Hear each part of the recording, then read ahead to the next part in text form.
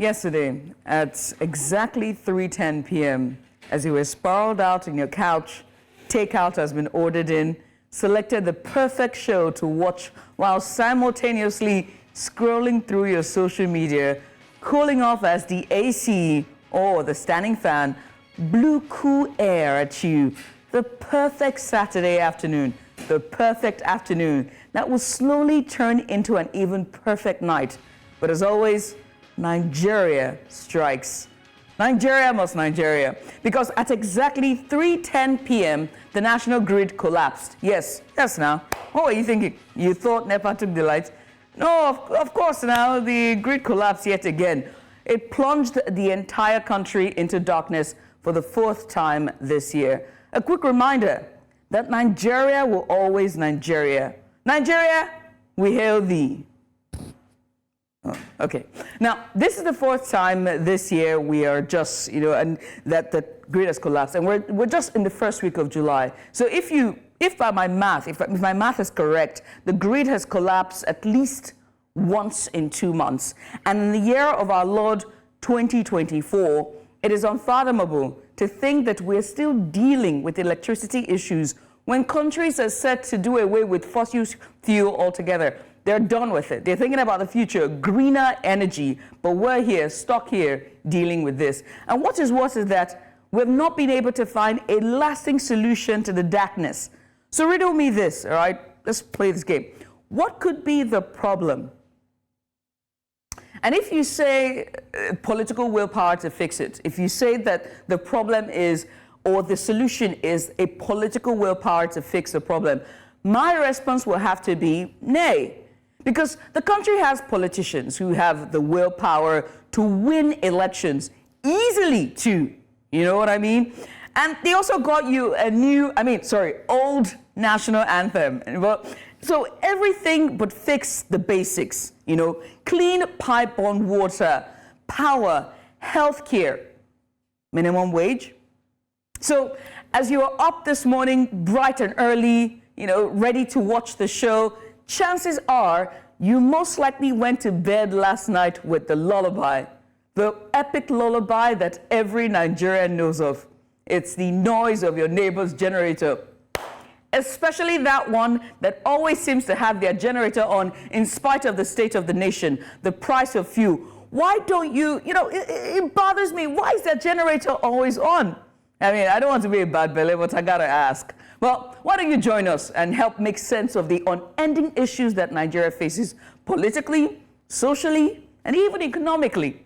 I am Judith TV, and my co-host, Muzino Appeal, is on standby just for you. Muzino, did you sleep with the lullaby as well? When you get back here, we have to talk about that neighbor. I have one.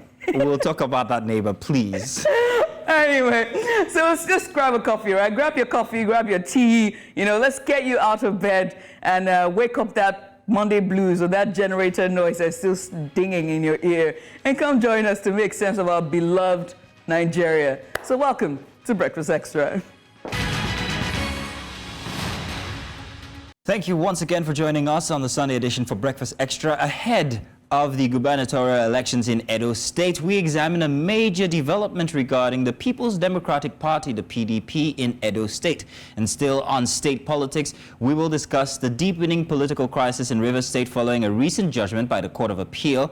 We'll also be discussing the impending arrival of premium motor spirit, that's PMS or petrol, as you know it.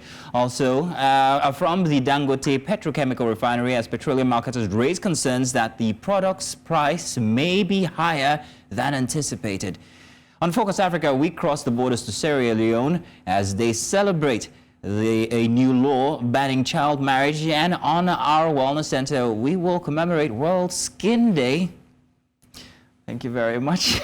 Quite a super packed show, you might say, is lined up just for you. But first, let's bring you the front pages. But before that, I must turn to you and talk about that neighbor. You have one or two? I am the neighbor. Oh, how I wish I brought my bag of steaks. I am the neighbor. What are you guys freezing in your freezer that requires that your generator be on 24/7. It's fruit juice now. Whether it's the skin. sun is high, whether there's no light, it's like that neighbor always has the generator. You're wondering, what does this person do? Yahoo, Yahoo? Are you Yahoo Yahoo?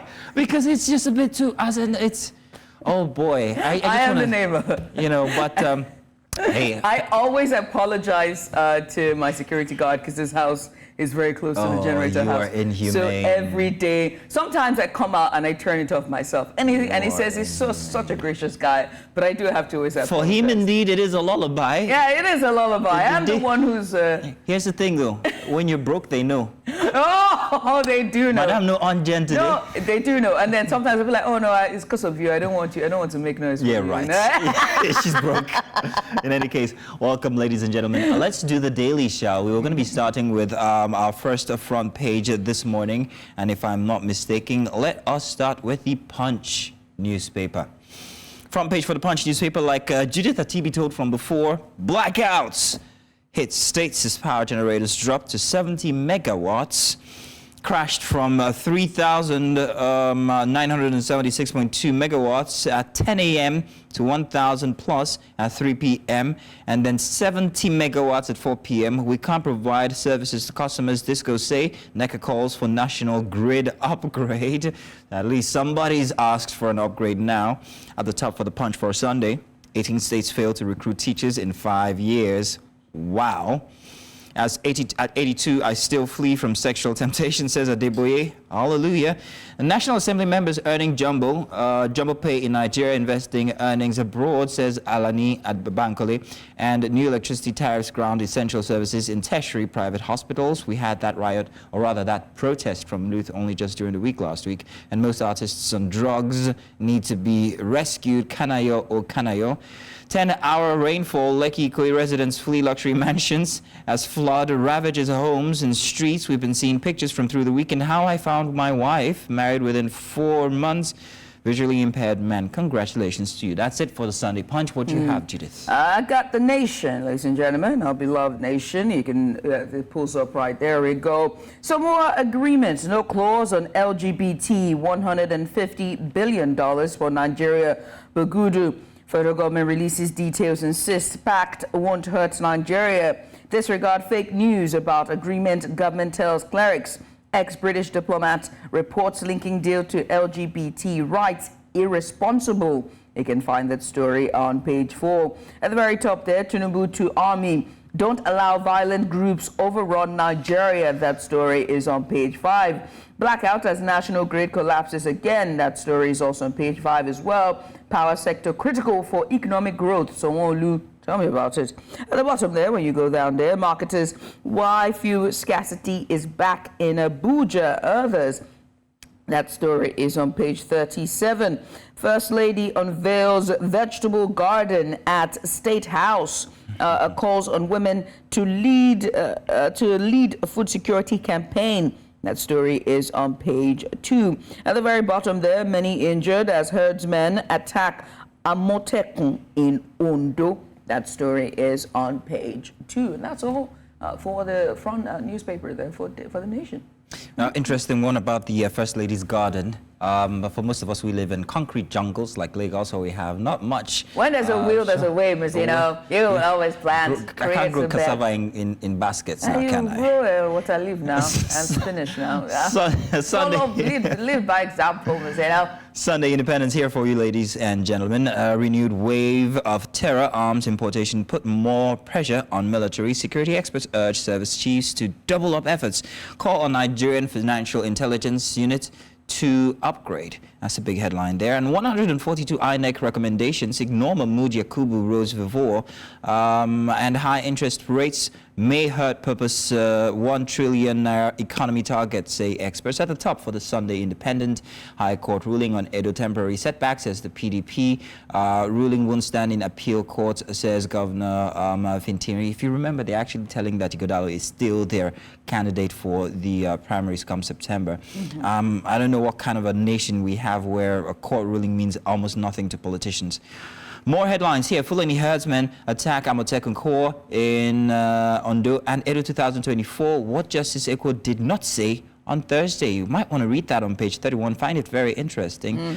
And only government of national unity can save Nigeria, says the Primate Ayodele. Thank you very much. That's all for Sunday Independent. All right, let's move now to business day for a Sunday. Right next to the Sunday day, you say return of suicide bombing in Borno calls for improved intelligence, military's commitment. That story is on page 44. We go there now to the very big one that jumps at you. Nigerian housewives turn mathematicians in kitchen as food crisis hits households. Say we now constantly plot on how to deploy scarce resources. Our families no longer eat what our body needs, but what we can afford. That story is on page 42. That's a very good story to sink your teeth into for a Sunday. You can see at the very top there all of the headlines. PDP helpless in Rivers crisis because party compromised at all levels. Ugo Chinyere, that story is on page 10. How agitation for more state creation breeds rancor in Nigeria, that story is on page 12. Forgotten heroes, sad realities of Nigerian Airways staff, that story is on page 14. A word of caution on regional integration. That story is on page 2. When you go there to the side there, lessons from Africa's best governed nations. That story is on page 36.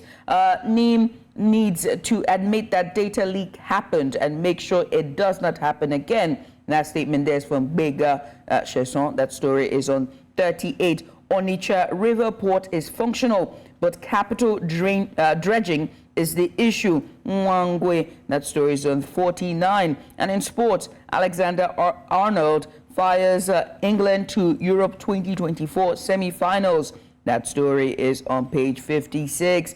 At the bottom there, minimum wage debate reignites discourse, minimum wage debate reignites discourse on fiscal federalism as governors insist on individual states' capacity, that story is on page 44. And last there, the very last one there, Nigerian undergraduates investing in profitable ventures despite harsh economy. That story is on page 45. Well, they're saving up for a rainy day because before you know, people will go on strike again. We move on now to the Sunday Vanguard. We've got lots of headlines here. We'll try and see how many we can take. Huge job losses as 16 multinationals exit Nigeria. We talked about this from weeks ago, and it's still happening. All of this in 3 years. Find that very interesting story on page 13.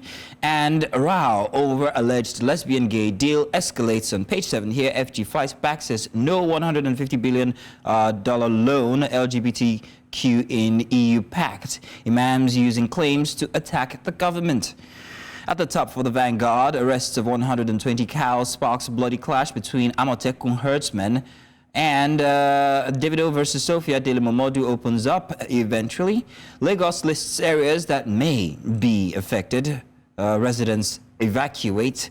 And it's a very interesting thing here about the floods here. It's sad that we have to resort to evacuation instead of more proactive measures before we get to that time. Warnings are great from NIMET and all, but then what exactly happens after the warnings? Is it just, okay, pack up your load and leave for about a couple of weeks and then you can come back? And when the water recedes, you come back.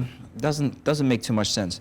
Simi wants you guys to know she wants to give people a sense of nostalgia in her latest album. I'm looking forward to that one. I only just listened to Olamide's new album this morning, and I found one track, Moshowore, I think. Moshowore.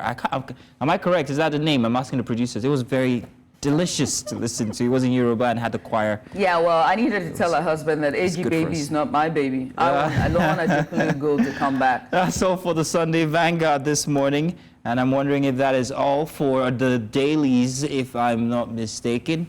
Oh, we still... Yeah, we're heading now across the border now to Kenya for the Sunday Nation. No, I take that back. That's the Sunday Monitor. I beg your pardon, as we pull that up on the screen. The very first one that comes at you there. From tax cheat to revenue czar. That's a very interesting story there. You can find that one on page 4. Against the grain, President Museveni appointment of David Calamara as the first head of the State House Revenue Intelligence and Strategic Operations Unit has been met with a number of raised eyebrows. That story there. At the very bottom there, you see 6 Americans arrested at Anita amongst school. That story is on page 5. Very interesting there. 6 American tourists and their driver were on Friday detained for nearly 3 hours for allegedly taking pictures of Speaker Anita Amanga's comprehensive school. Interesting. We'll see that story. And then right next to it, the charcoal prices triple as presidential directive bites. That story is on page 8. And let's see now for business. NSSF assets up by 1.6 trillion shillings. And that story is on page 35. And that's all we can take for the Sunday Monitor here. I'm going to bring you back inside of Nigeria here with the Matrix. They've got a very interesting headline here, and something I want to talk about, the Samoa Agreement. FG Spitfire says Nigerian government will no longer condone fake news, may take legal action against Daily Trust over misinformation. While Nigeria signed the agreement, Bagudu and deliberate misinformation on the Samoa Agreement is patently treasonable, says Donyo Kukwe. There's something about the Samoa Agreement, and it's the fact that nobody exactly, or until the media tells, nobody knew exactly what it was about, whether it was about an economic trade deal or whether it was about climate change. Nobody told Nigerians exactly what this is about. So you only just leave it up to assumption when you see that, oh, there is a little bit here about the LGBTQ clause that people are not happy with, and that's exactly what's happening. So telling that you're going to, charge people to court, first off, your responsibility was to give information about this deal. Not much of that was put out there. Not much of that is still being put out there regarding the other more important nuances inside of the deal. It's a big problem. FD needs to look at that when it comes to information dissemination from their quarters, if you understand what I'm saying. There's more headlines here, but I think we've covered most of them from all the other papers. About Nigeria broke, budget higher than revenue, Taiwo Oyedele tells, and CAC gives reprieve to POS operators, extends registration deadlines to September 5. Nigeria's debt to World Bank rises by $1.07 billion under Tinubu's administration, says the DMO. And the U.S. elections, Biden says God alone can force him to resign. Ooh, there's also your health. Run if you see a woman smiling, says Pastor Adeboye. Remember that one from the past newspaper. And more headlines here. Rivers ex-lawmakers meet with Fubara call for peace. Fuel scarcity. Marketers explain why fuel queues are returning to Nigeria. ECO's single currency boost West African economy, finance minister tells. And again, power grid collapses for the 4th time in 2004. What? Anyway, move away from the issues of Nigeria and come along with us to Kenya as we pull up the Sunday Nation. The very one there, the very top there, Machugo's warning to school heads, do not increase fees. That story is on page 8. Right next to it is Chebet is Kenya's lethal weapon in the 10,000-meter race. That story is on page 31. At the bottom there, controversy role of debt audit team in the spotlight. Questions over Ruto's crisis plan. The story is on page 4. After State House bombshell, tough new measures to calm widespread discontent draw mixed reaction as experts raise red flags on legal hurdles. President's powers to issue some of the orders on certain timelines and repeating existing policies or previous directives that have not been implemented. Implementation is always one thing. At the bottom there, double speak, irony of president's concessions, U-turns. That story is on page 4 and 5. Some of the proposals and directives on Friday have gone against Ruto's previous stand on issues, including those he rode on to power during campaigns. Right next to it, Treasury reveals 24 areas budget cuts will hit hard. That story is on page 4. When you go down there, a tribute of Michael Warure, the unlikely tax czar. That story is on page 10. Right next to it, courts, politicians sue wife over reality show. That story is on page 2.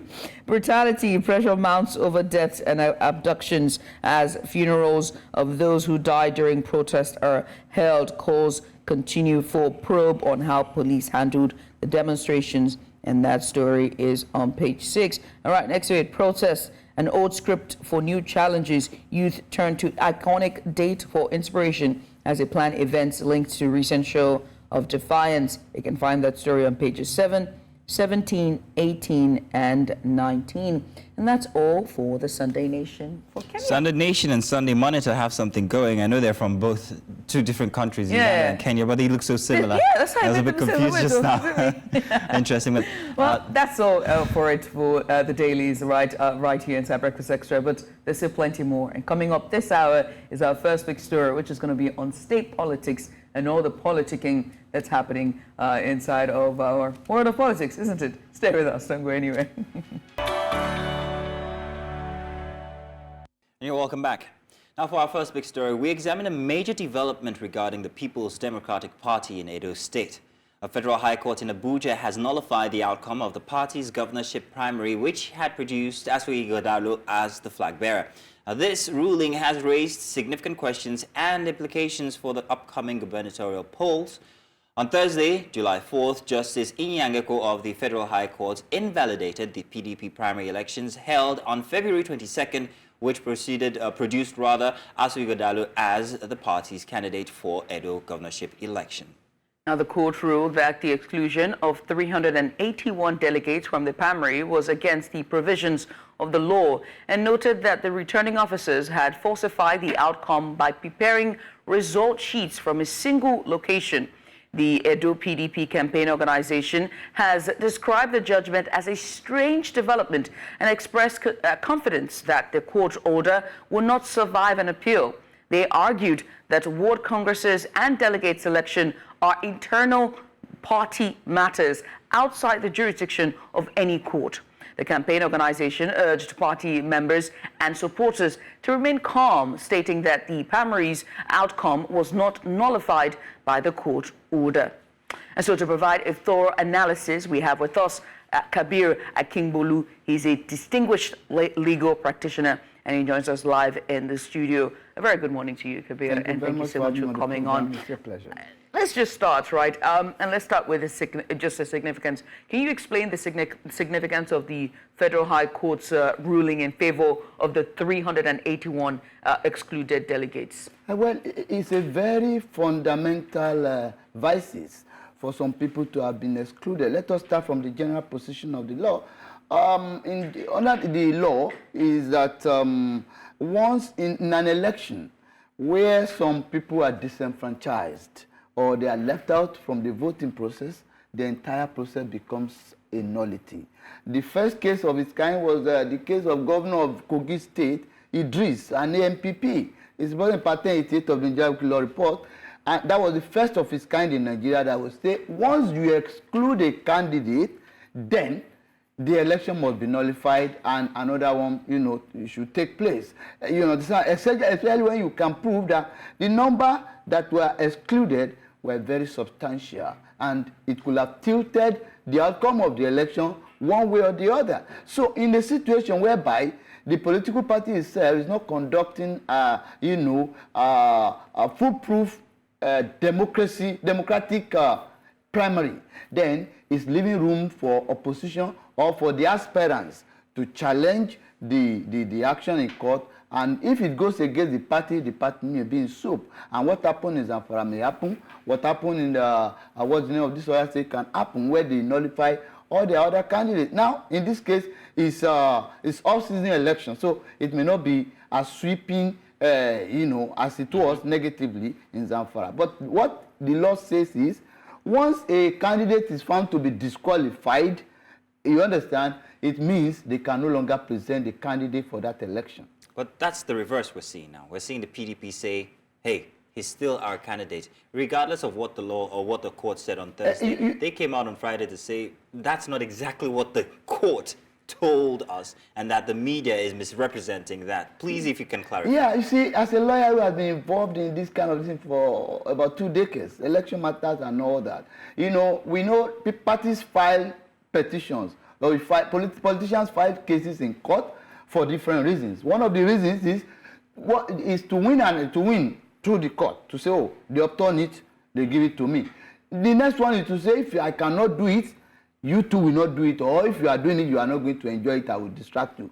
The most important one is to keep their supporters, to keep hope alive. Politicians are die-hard optimists. Even where there is no room, like they can still be telling you, oh, there is a road there and all that. However, we don't know what the Court of Appeal or the Supreme Court will say about it, but as it is now, we can discuss it based on the law that we understand.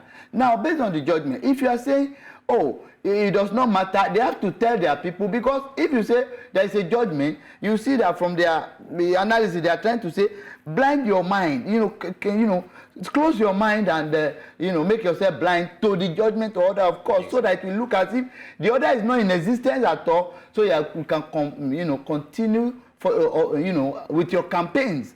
Because if they don't do that, all their supporters, at least half or 1/3 of them might have joined either Labour Party, APC, or some other political party. So to keep them, they have to give them that hope. That is just the truth. Very interesting that you say that, because then it begs to ask the question about the 381 delegates that was excluded. Now, the courts, given the court's directive, that these excluded delegates must be allowed to participate in future primaries. What are the potential next steps then for PDP? Are they going to continue for the state PDP? Will they continue to play this look and don't see, or ostrich game, as you say, where you bury your head and act like it's not there? It's the only game they can play. Otherwise, it will affect them negatively. So just the ostrich game of burying your head? They have to, because if they, for instance now, if they are just able to say, oh, we have accepted, maybe we could quickly, if the time has not run against them, because there is a number of days by which you can also do primaries. It's 180 days by section 29 of the Electoral Act 2022 as amended, that the list of candidates that will participate in an election must be submitted to INEC at least 180 days before the date of the election in question. Do you get? But the election is all the way in September. It is September. That is why I said I'm afraid. But though there are some, some decisions which I don't agree with, but it's about two or three of them that the court will order another primary. It's not in our law. It doesn't reflect the true position of the law. Because if the law is saying the list of candidates must have been submitted under section 29 by 180 days at least before the election, on what basis would the court now order and say go and conduct another primaries when you were yourself who shot yourself on the leg and didn't allow a good primary to take place? And like you were saying, if this election, if they say, oh, go back to do another primaries, the 180 days will not be complete now. Exactly. That is the problem that I have if there is a court directed to that effect. However, again, another problem is this: our politicians, or Nigerians, should I say generally, we don't used to agree on time that, oh, this is the thing we have to change, or we have to agree with the situation of things on ground, or we have lost, let's go back to the drawing board and re-strategize and conduct another primary. Rather, they want to go on appeal, they want to go to Supreme Court. If they want to be smart now, they just say, okay, the court has given the judgment, let's go and do another primary. But Nigerian politicians will not agree. Doing another primaries with 180 days in view, that's out of the question. To now. me, yes. It's out of the question. To me. So the only other option would be for them to appeal. To appeal, now, if they can appeal, succeed. what are the implications of If they appeal, you understand, the judgment of the court, so far, the name of the candidate, the purported candidate, now based on the judgment, has been submitted to INEC, is there. So if they appeal and they win, the name remains there. If they appeal and they lose, on the ballot paper, the name of their party will not be there. So in which case, the contest will be amongst the other contenders. So which is why they're fighting currently tooth and nail. They have to fight tooth and nail. Ighodalo is still the candidate. Exactly. They will have to fight tooth and nail to ensure that, they win, if they can win, so that their candidate can be, be there. Even in general election, if an election is held, if it's a general election now, and somebody has been declared the governor, or a rep member, and the court discovered that as at the time the election took place and he was wrongly declared that he was not qualified, the court will order a fresh election within 90 days. That fresh election, he will not participate. The candidate will not participate because his party has been held not to have been qualified. Very interesting, because you also, at your first submission to my earlier question, you talked about divisions and how unsatisfied members of the party would have to now defect to other parties. We've seen this before. And there are whispers, again, when it comes to politics, there's always whispers, that the excluded delegates are said to be loyal to the impeached deputy governor, which is Philip Schreiber. And so how could the internal division that we're now seeing affect the party's unity and election strategy which, as you said, were less than 180 days Let away. me tell you, if you ask an average Nigerian politician, if you ask them, they will tell you, you join politics for your own interest. And they will tell you in politics, no permanent friend and no permanent foe. So it depends on what happened at a particular time. You understand? Like that whispers, I agree completely that it's because they are not sure, they were not sure of what they were not sure of the loyalty of those members to their party, to the candidate the party preferred or that the governor preferred then. So they believe that the best thing is to keep them out of the system. That is just it. But again, it reminds us about what is happening in Nigeria, that yet we are not practicing democracy as it is today. All the tenets of democracy are completely minus, completely absent, completely out of place in our day-to-day activities as far as politics is concerned, because there is no internal democracy. When you don't have a good primary, how can you have a good general election? So this is just the problem. People are always very desperate for political offices. And until Nigeria political atmosphere is demonetized, we may not be able to get it right. How can we demonetize our Nigerian politics? Yeah, you see, because even the very grain of our system in and of itself is very monetized. You know, when you're trying to park your car on the road, when you're in the market, when you're at the supermarket, as you're leaving, the gate man is asking you for something. Even when you go to UCTM, your boys are here. Even on the road, some of our security agents. So this is a problem. It's a kind of culture, entitlement culture, that must be eliminated at all costs by the leaders. But when you are not doing this, you say there's corruption, the corruption will remain there forever. I remember a pastor, I won't mention it, he was preaching to Israel, he went abroad, he went to the US or was it UK, and he discovered that somebody at the airport helped him to pick his bag and all that, and he removed some bucks for him, some dollars, and the guy said, what? I just did my job. He said, it was there, you don't know, no, I'm not in Nigeria. So let me tell you today, go to police station, go to court, even court, go to any office, like you said, mall and all that, you see those people saluting you even though they are not soldiers, just because they want something. Some will be unnecessarily kind and nice to you. Unnecessarily. So, it's not because of anything, it's because of what you can get from you. Let's get back on track with the Edo political crisis now. So if Ighodalo, from what the court is ruling, stays out of the gubernatorials for September,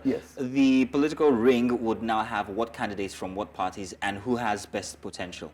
Okay, as it is, from the remaining two or the remaining three, as it is today, I think there are three major political parties, and three of them they are strong as the other. Labour Party is a strong. Apata was the former NBH president, is a strong candidate. APC, their candidate too, though is much unknown, but the party is known. So, and those who are supporting him, people like Oshiomhole and the rest of them, even when they have their issues, they have tried to resolve it and all that. They are strong.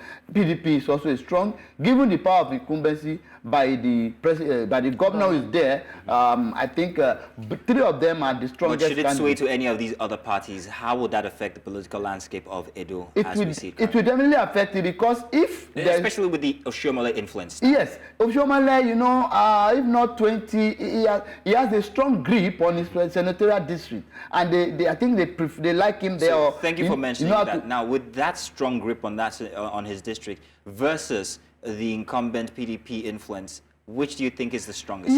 Let me tell you, I think it is stronger. It is stronger because... Which one in particular, PDP or... The APC now, APC. I think is stronger, if PDP is out. But if PDP is not out, it's neither here nor there between PDP and APC. Labour Party is trying to come up, and Labour Party will have been stronger, but the tempo of popularity or the tempo of, movement by the Labour Party during the presidential election is no longer there. It has dwindled. If it had remained the way it is, then it will be too early. It will be too early to call the shot. However, the way it is, I think it is now between the PDP and APC more likely. You understand? But if PDP is out, another thing that will happen is this: the PDP are more likely to gang up together, to come together and queue behind the Labour Party candidate. That is, they will not queue before the APC, and that will be a very strong point for the Labour Party, and it may help them to carry the day.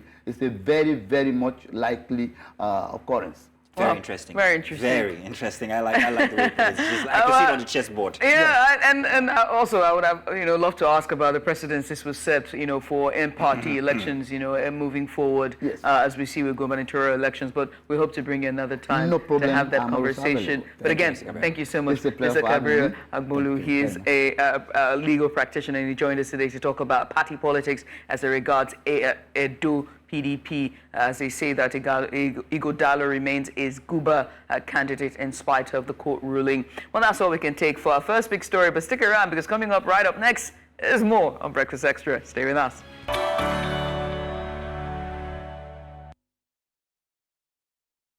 And we're still staying with state politics, and this time we turn our focus on to the political crisis in Rivers State following a recent judgment by the Court of Appeal. Now, the judgment has sparked diverse interpretations and reactions among lawmakers and political observers. The political crisis in Rivers State remains unresolved despite a recent judgment by the Court of Appeal. The court ruled on the jurisdiction of the Rivers State High Court to hear a case involving the expulsion of 25 lawmakers loyal to former Governor Nyesom Wike. However, the courts did not address the legality of their defection or the declaration of their seats as vacant. A lawmaker supporting Governor Siminalayi Fubara argue that the expulsion remains valid and that the Federal High Court is the appropriate venue to determine the legality of the lawmaker's defection.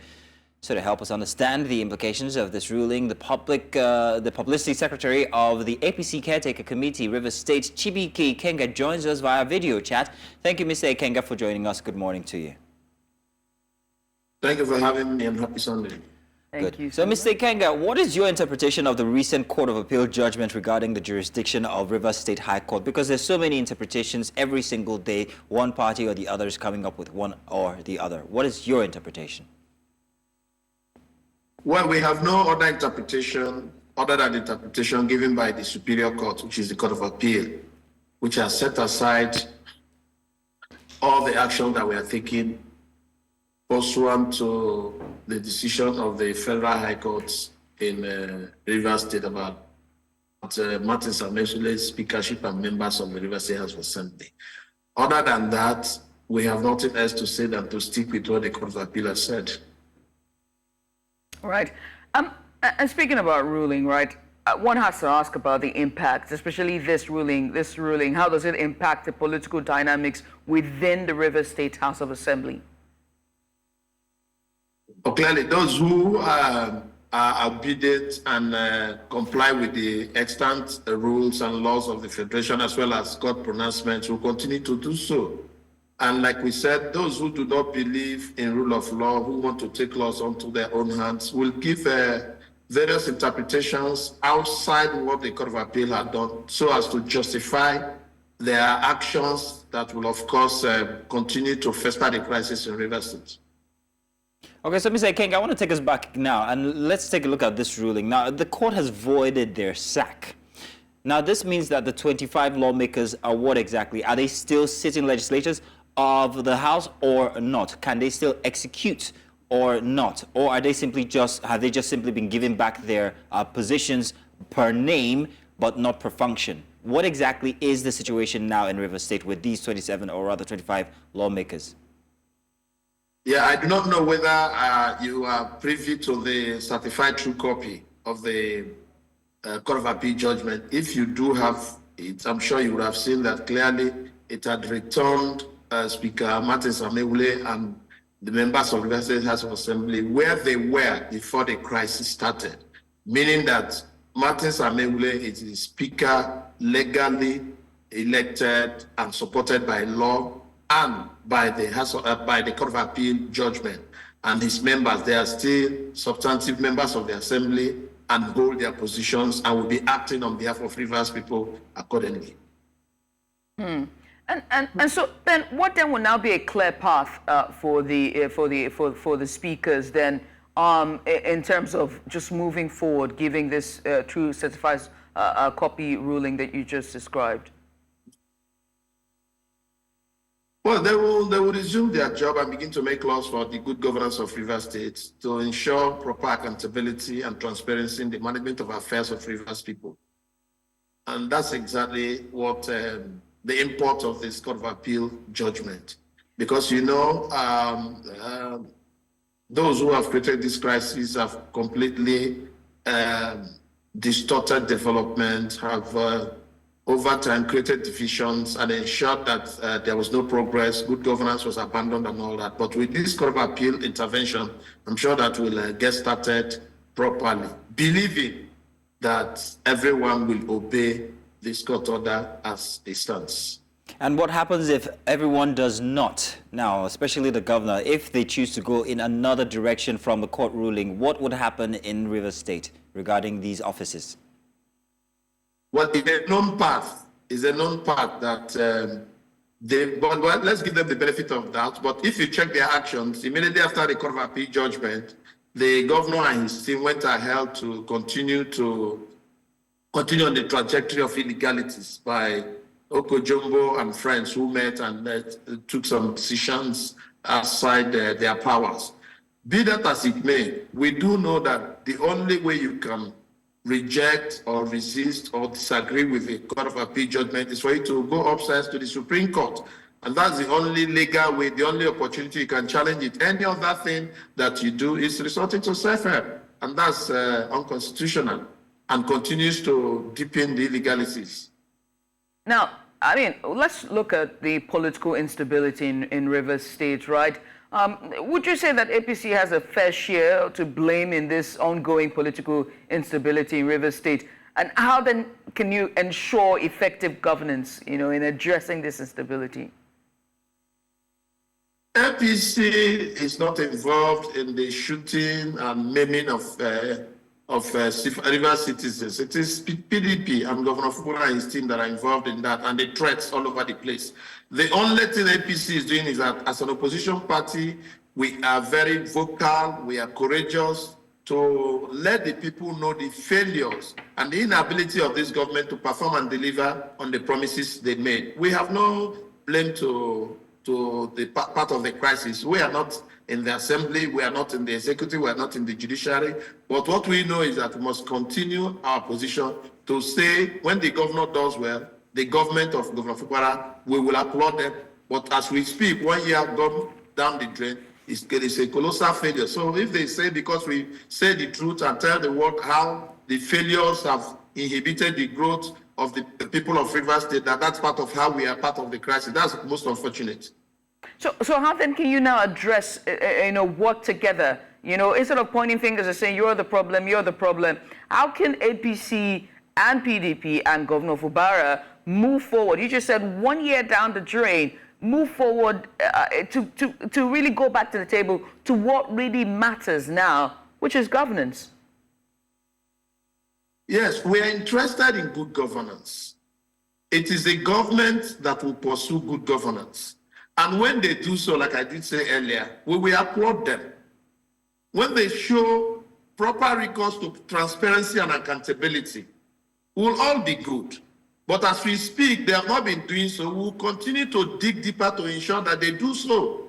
That is our position as an opposition party. And we are willing to continue to go on that trajectory, to continue to let the world know how their failures have affected the living standards of the people. We will continue to do so, but working together, we don't create problems, but we must check their excesses, check the executive rascality, and check even whatever the legislature does that is not in tandem with due processes and international best practices. We'll also bring it to the fore. Yeah, but the executive personality you speak of is Governor Fubara. And in you just said the last 1 year has gone down the drain, but so far we've seen him go to inaugurate works recently, different roads opening. There's also a hospital as well. He's been doing projects. Would you not say that he's done his best in spite of all of the tussle and the debacle going in the state? Wouldn't that be unfair? No, he has not done projects. Those hospitals you are doing, we are completed by Chief Yeso. Maybe they just want to equip them and start. We know, everybody's aware of that. That 5, 6, 7-story buildings you see in Kana and other local government, Degema and all that. even in Nigeria, were built and completed by the chief justice of Wike administration. We are aware of that. We agree that government is a continuum. We believe that those are the things that he should do. But our problem is that the rate at which these things will be completed or inaugurated would have taken a faster time if the crisis or self-inflicted distractions were not there. So we believe that if those problems are properly put at bay, and then we pursue governance, the speed will be faster. That's well, Mr. Kinga, you call this self-inflicted distractions, but it's obviously one party against the other. It's the APC versus the PDP.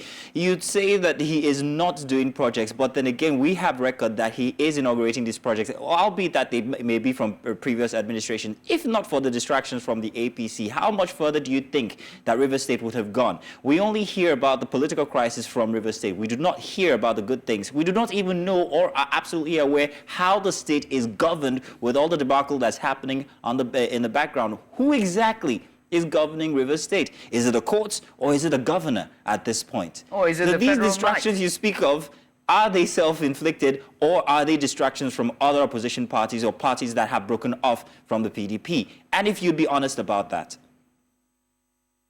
Well, I have always been very honest to the best of my ability. It depends on who is assessing. I want to repeat that APC is not part of the government.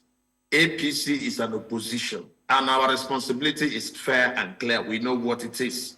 What it is, you don't expect me to come and see where a government, no matter that the governor is my friend, and the governor is doing something that is not good, it's not uniting Rivers people, it's not building peace and consensus. You expect me to praise him? No, we will not do that. We'll continue to let Rivers people know that, look, the governor ought to do this. The policies of the government are not in pursuit of your happiness. The policies and programs of the governor, of the government are slow. They ought to be faster. And that there is lack of transparency and accountability. We must say those things. And mind you, when you say the opposition, the distractions I said is self-inflicted, it's caused by APC. How is it caused by APC?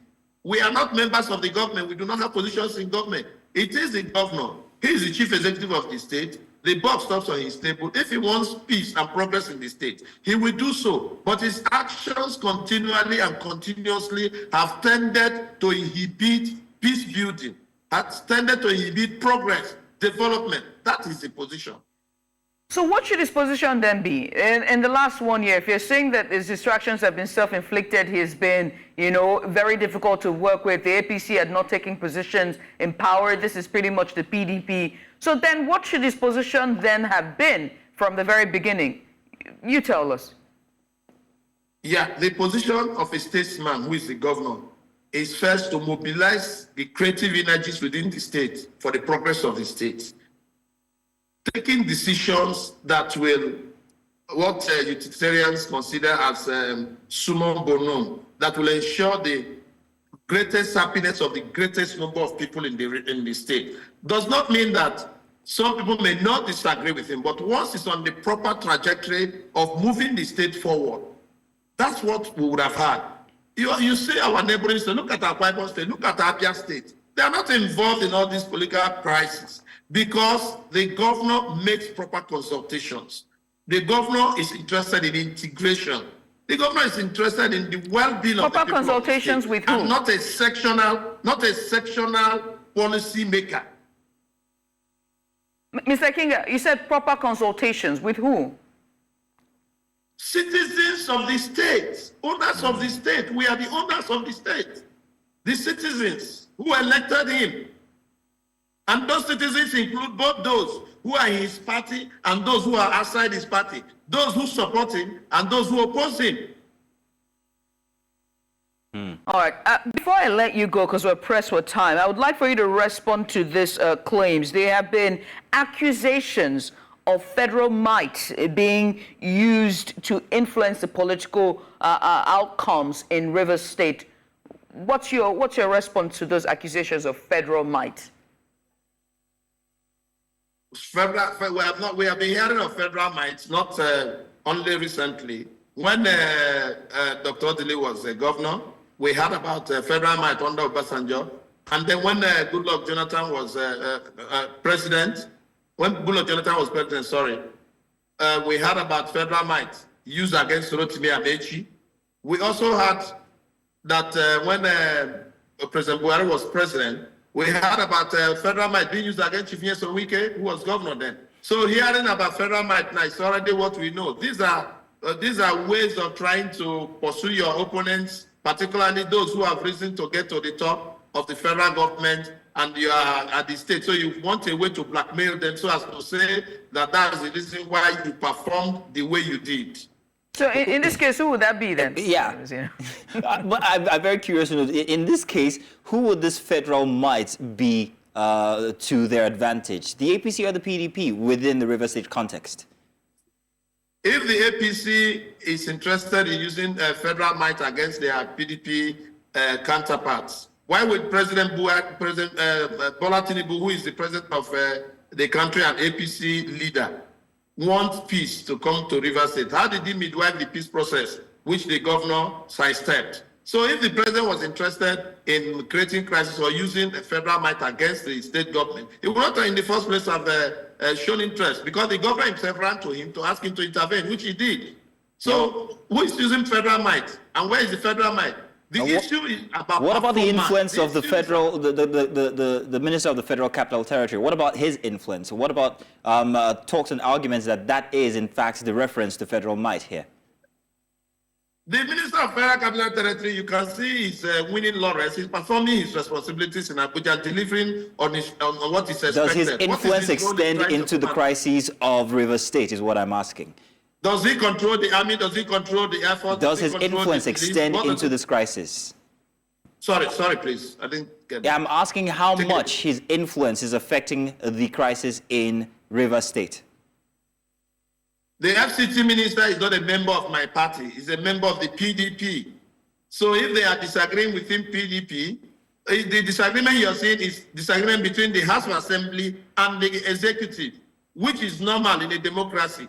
And then when such disagreements come in place, it is the responsibility of the judiciary to adjudicate and settle those crises. So that's where we are, but the executive is unwilling to abide by the prescriptions of the Constitution and decisions of the courts. Well, I want to say thank you for your insights, GBK King. We appreciate you for doing this with us. It's very clear that the situation in River State remains complex, and it will require careful legal process as well as a collaborative effort with both the opposition and the ruling party in the state. Again, many thanks for doing this with us. We appreciate you for coming on. Thank you. My pleasure. Pleasure. And that's Chibuike King as the Publicity Secretary of the APC Caretaker Committee for Rivers State. We're going to a short break. When we come back at the top of the hour, 9 a.m. sharp, we'll bring you the news. Stay with us.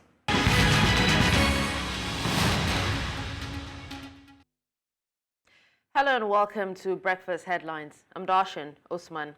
Let's begin by telling you that two journalists, Abdul Ghaffar Alabelewe of The Nation newspaper and Abdul Rahim Abdu of Blueprint newspaper, together with their spouses and kids, were kidnapped by bandits on Saturday night after they broke into the Dejonu community in Millennium City, Chikun local government area of Kaduna State. Alabelewe is also the current chairman of the Nigeria Union of Journalists Kaduna State Council Correspondence Chapel. Taufik Olayemi, a relative of one of the victims, corroborated the occurrence and stated that the bandits broke into the area around 10:30 p.m., shooting randomly before committing their crime.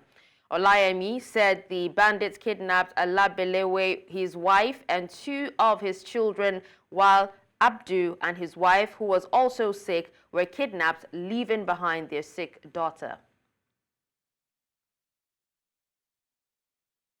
Nigeria's power grid has collapsed again, with the country currently generating 0.80 megawatts of electricity.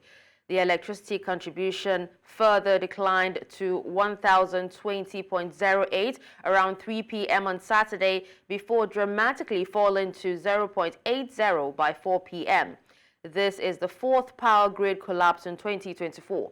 Now confirming the collapse, the Enugu Electricity Distribution Company PLC said the incident occurred around 3:09 p.m. A public announcement signed by its head of corporate affairs, Emeka Eze, noted that the situation led to loss of power supply.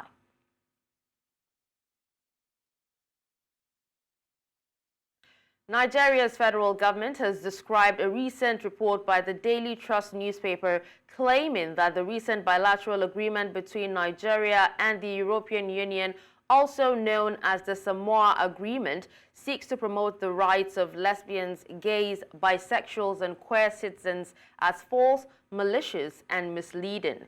Nigeria's Minister of Information and National Orientation spoke to newsmen in the nation's capital, Abuja, saying that the federal government will seek legal redress over the report, which attempts to mislead the public and portray its intentions in bad light.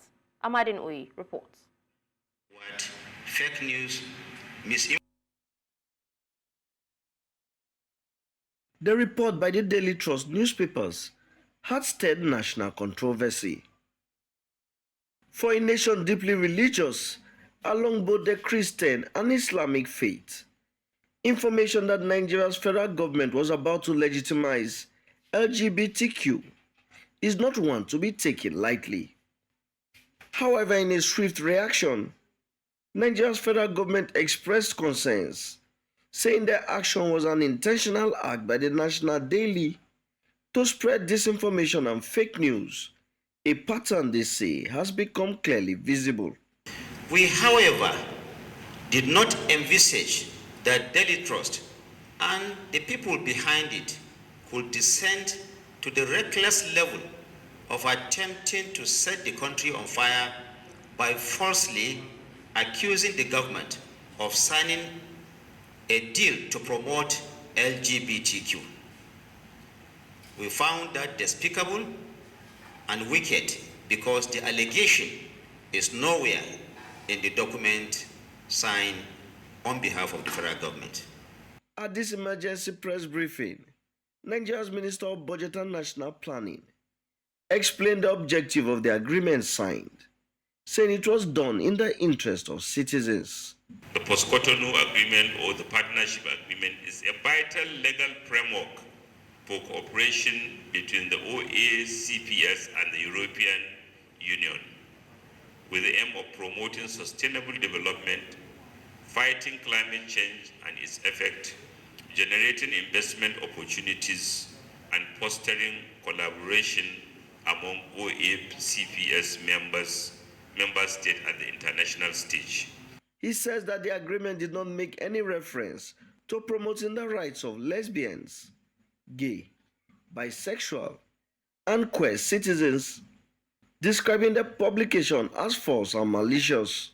The reviews conducted by the Ministries of Budget and Economic Planning, Foreign Affairs and Justice confirms that none of those articles, which are the 103 foundational and 79 African region specific protocol, none of them offends our constitution or laws.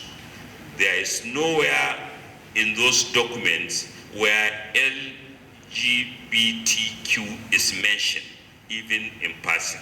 Nigeria's Minister of Information and National Orientation says that government will seek legal redress. The federal government has decided to lodge a formal complaint to the Newspaper Proprietors Association of Nigeria's Ombudsman on this irresponsible reporting. In addition, the federal government will use every lawful means to seek redress in the court of law. Nigeria's government is assuring the media that it will continue to guarantee press freedom, but urge them to be responsible as they go about their duties. In Abuja for News Central, I am Amadin Uyi. To Rivers State now, where the governor of Rivers, Siminalayi Fubara, has said that nothing will ever distract the attention of his administration to take its eyes off the ball in ensuring that Rivers people get the best of governance. Governor Fubara gave the assurance while speaking with newsmen shortly after being conducted around the entire premises and structures of the zonal hospital, Degema Town, in Degema local government area on Saturday. What we're doing is to assure our people that it's not just about we giving them road, giving them other things. We need to protect them, give them quality health services. Like I said, my target for 2025 is going to be healthcare, education, and agriculture. And this is just a start. We are here to assure our people that no matter what it is, we still have our eyes on the ball. I will urge the good people of Degema to continue to support us, that this government is purposeful and understand the need. Staying in Rivers State, where some former members of the National Assembly, known as Rivers State Caucus, have expressed concerns about the ongoing political crisis in Rivers State, just as they urged all well-meaning Nigerians to support Governor Siminalayi Fubara and the mandate freely given to him by Rivers electorate as affirmed by the Supreme Court without fear, favor, or distraction. They asserted their recognition that the peace and stability of Rivers State, a vital economic hub of Nigeria, are under siege and rejected all forms of attempts geared towards undermining the progress and unity of the state under any guise. We believe that the calls for a state of emergency are unwarranted and have every confidence in the government's ability to address any challenges that may arise. We trust in the capacity to maintain peace and stability in Rivers State. We reject all attempts to undermine the progress of Rivers State for personal gain and urge the people to reject and oppose such efforts. We commend Governor Sim Fubara's efforts to promote peace and development and urge all Nigerians to support his initiative. And that's it on Breakfast Headlines. I'm Darshan Usman. Breakfast Extra returns after this break. Stay with us.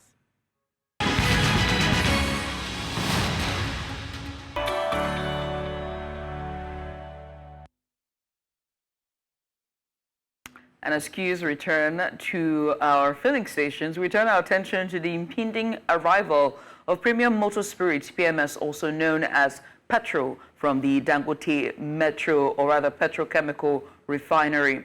Now, with the refinery's petrol expected to hit the local market in 2 to 3 weeks, petroleum marketers have raised concerns that the product's price may be higher than anticipated.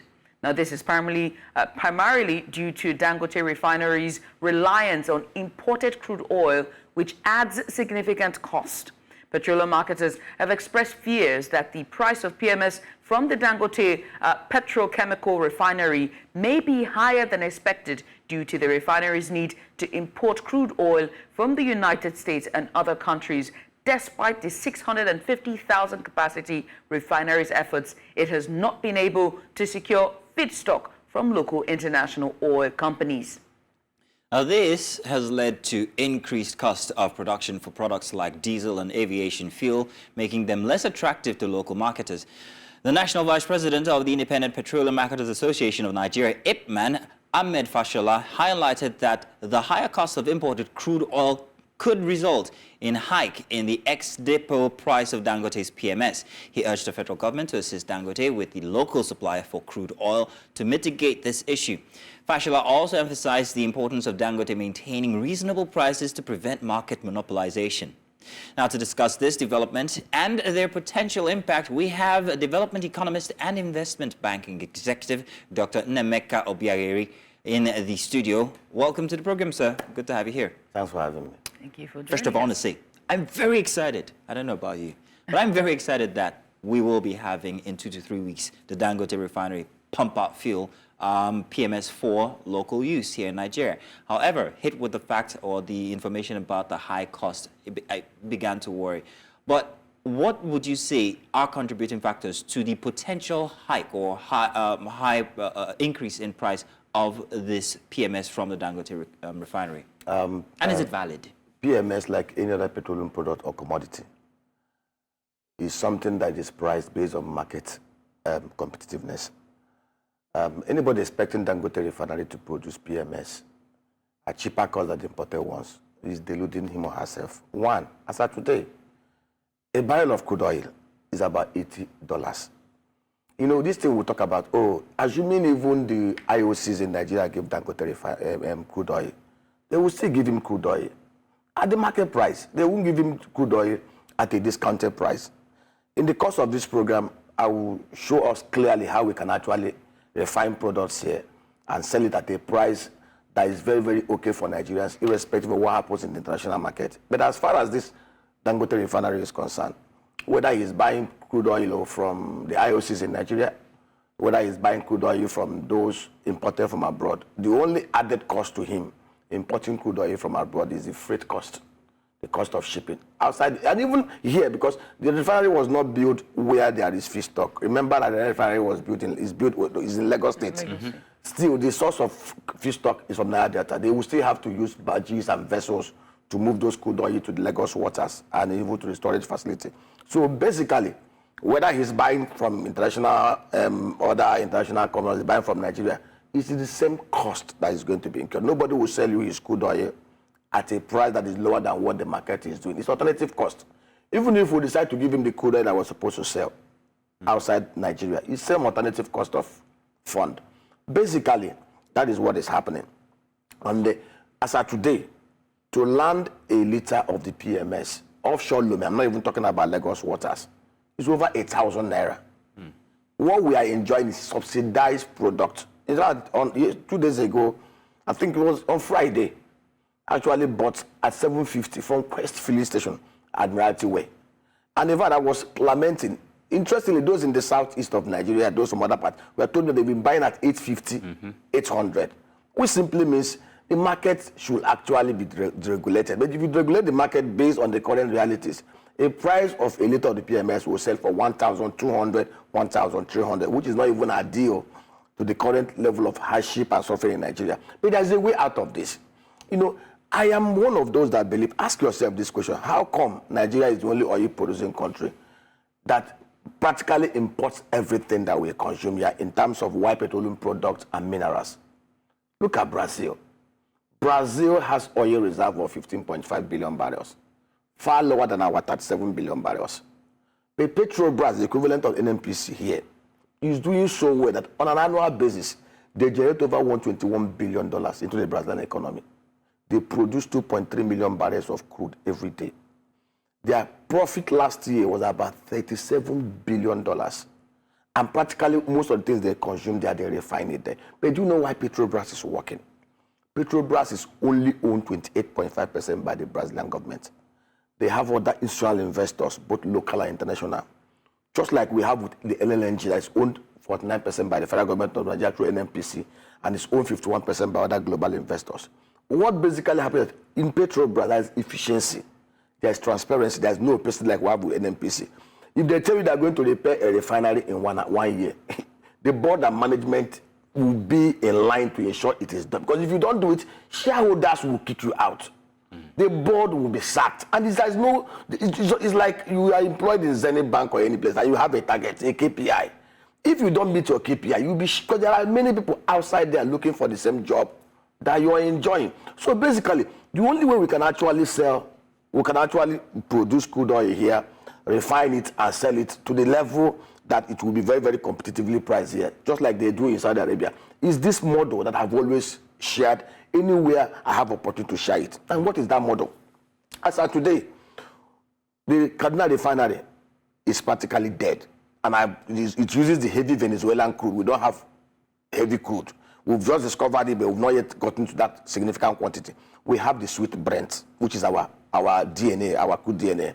Now, the Port Harcourt refinery is 210,000 barrels refining capacity. Warri is 125,000 barrels refining capacity.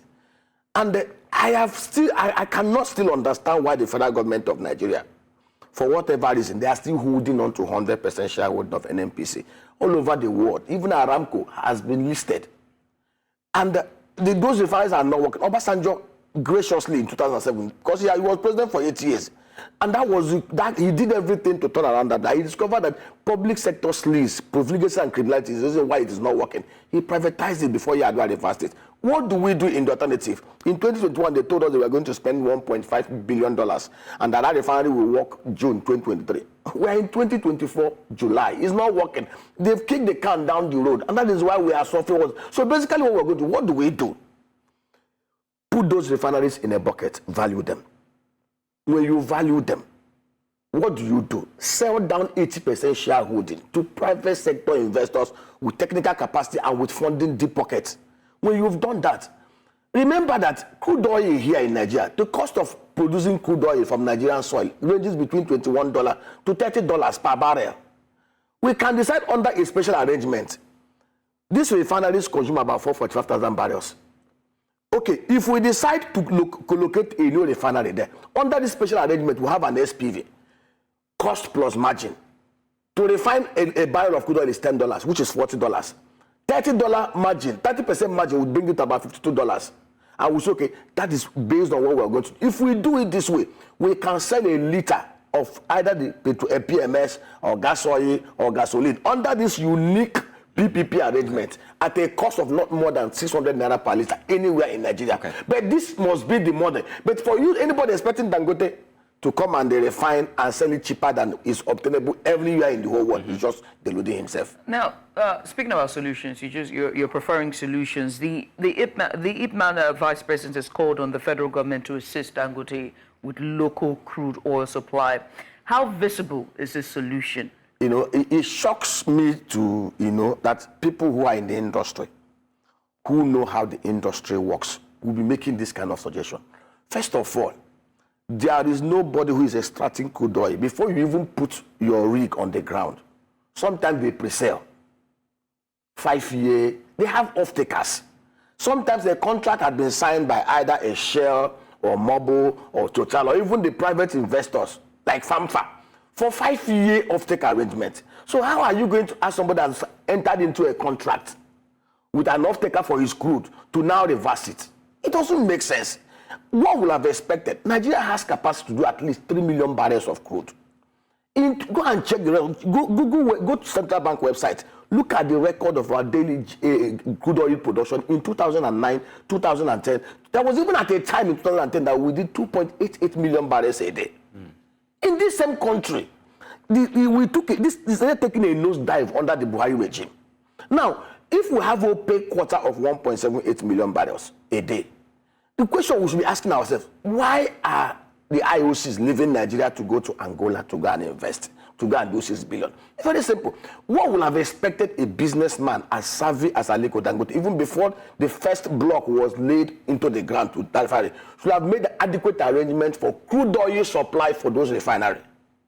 So I wonder how a $20 billion investment was made. When you say she would have made arrangement for crude oil supply, crude oil, exactly. You mean in terms of vessels bringing over a dredging process or pipelines? Remember, and from where? Remember, there are many refineries across the world in countries that don't even produce 1 liter of crude. There are countries in the world today. China produces a refined product. Go to Singapore, go to many countries of the world.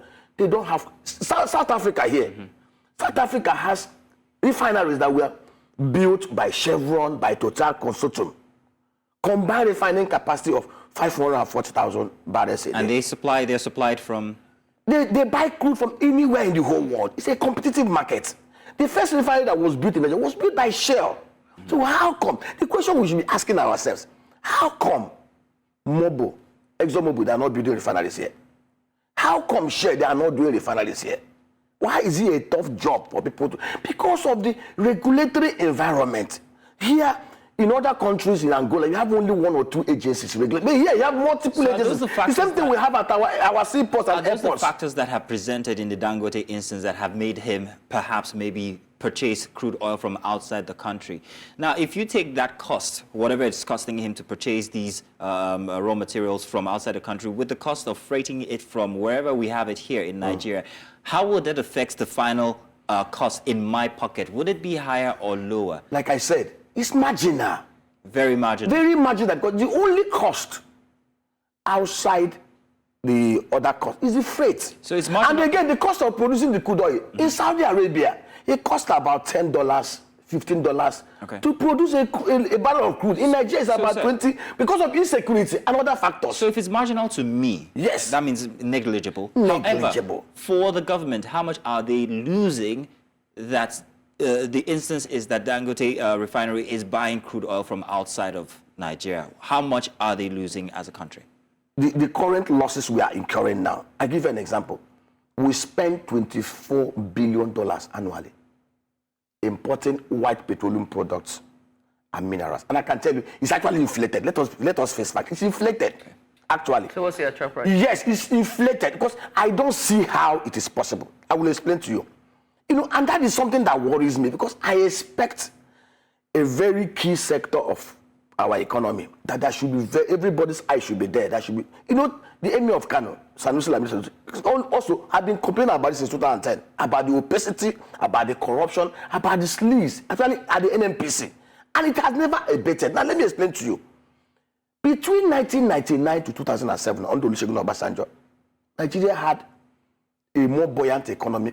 Nigerians had more purchasing power than we had today. In fact, as at 2007, people were coming in from Goldman Sachs. People were locating from Wall Street to come and work here. I knew some of my banking colleagues that came from Wall Street, from JP Morgan Chase, to work here.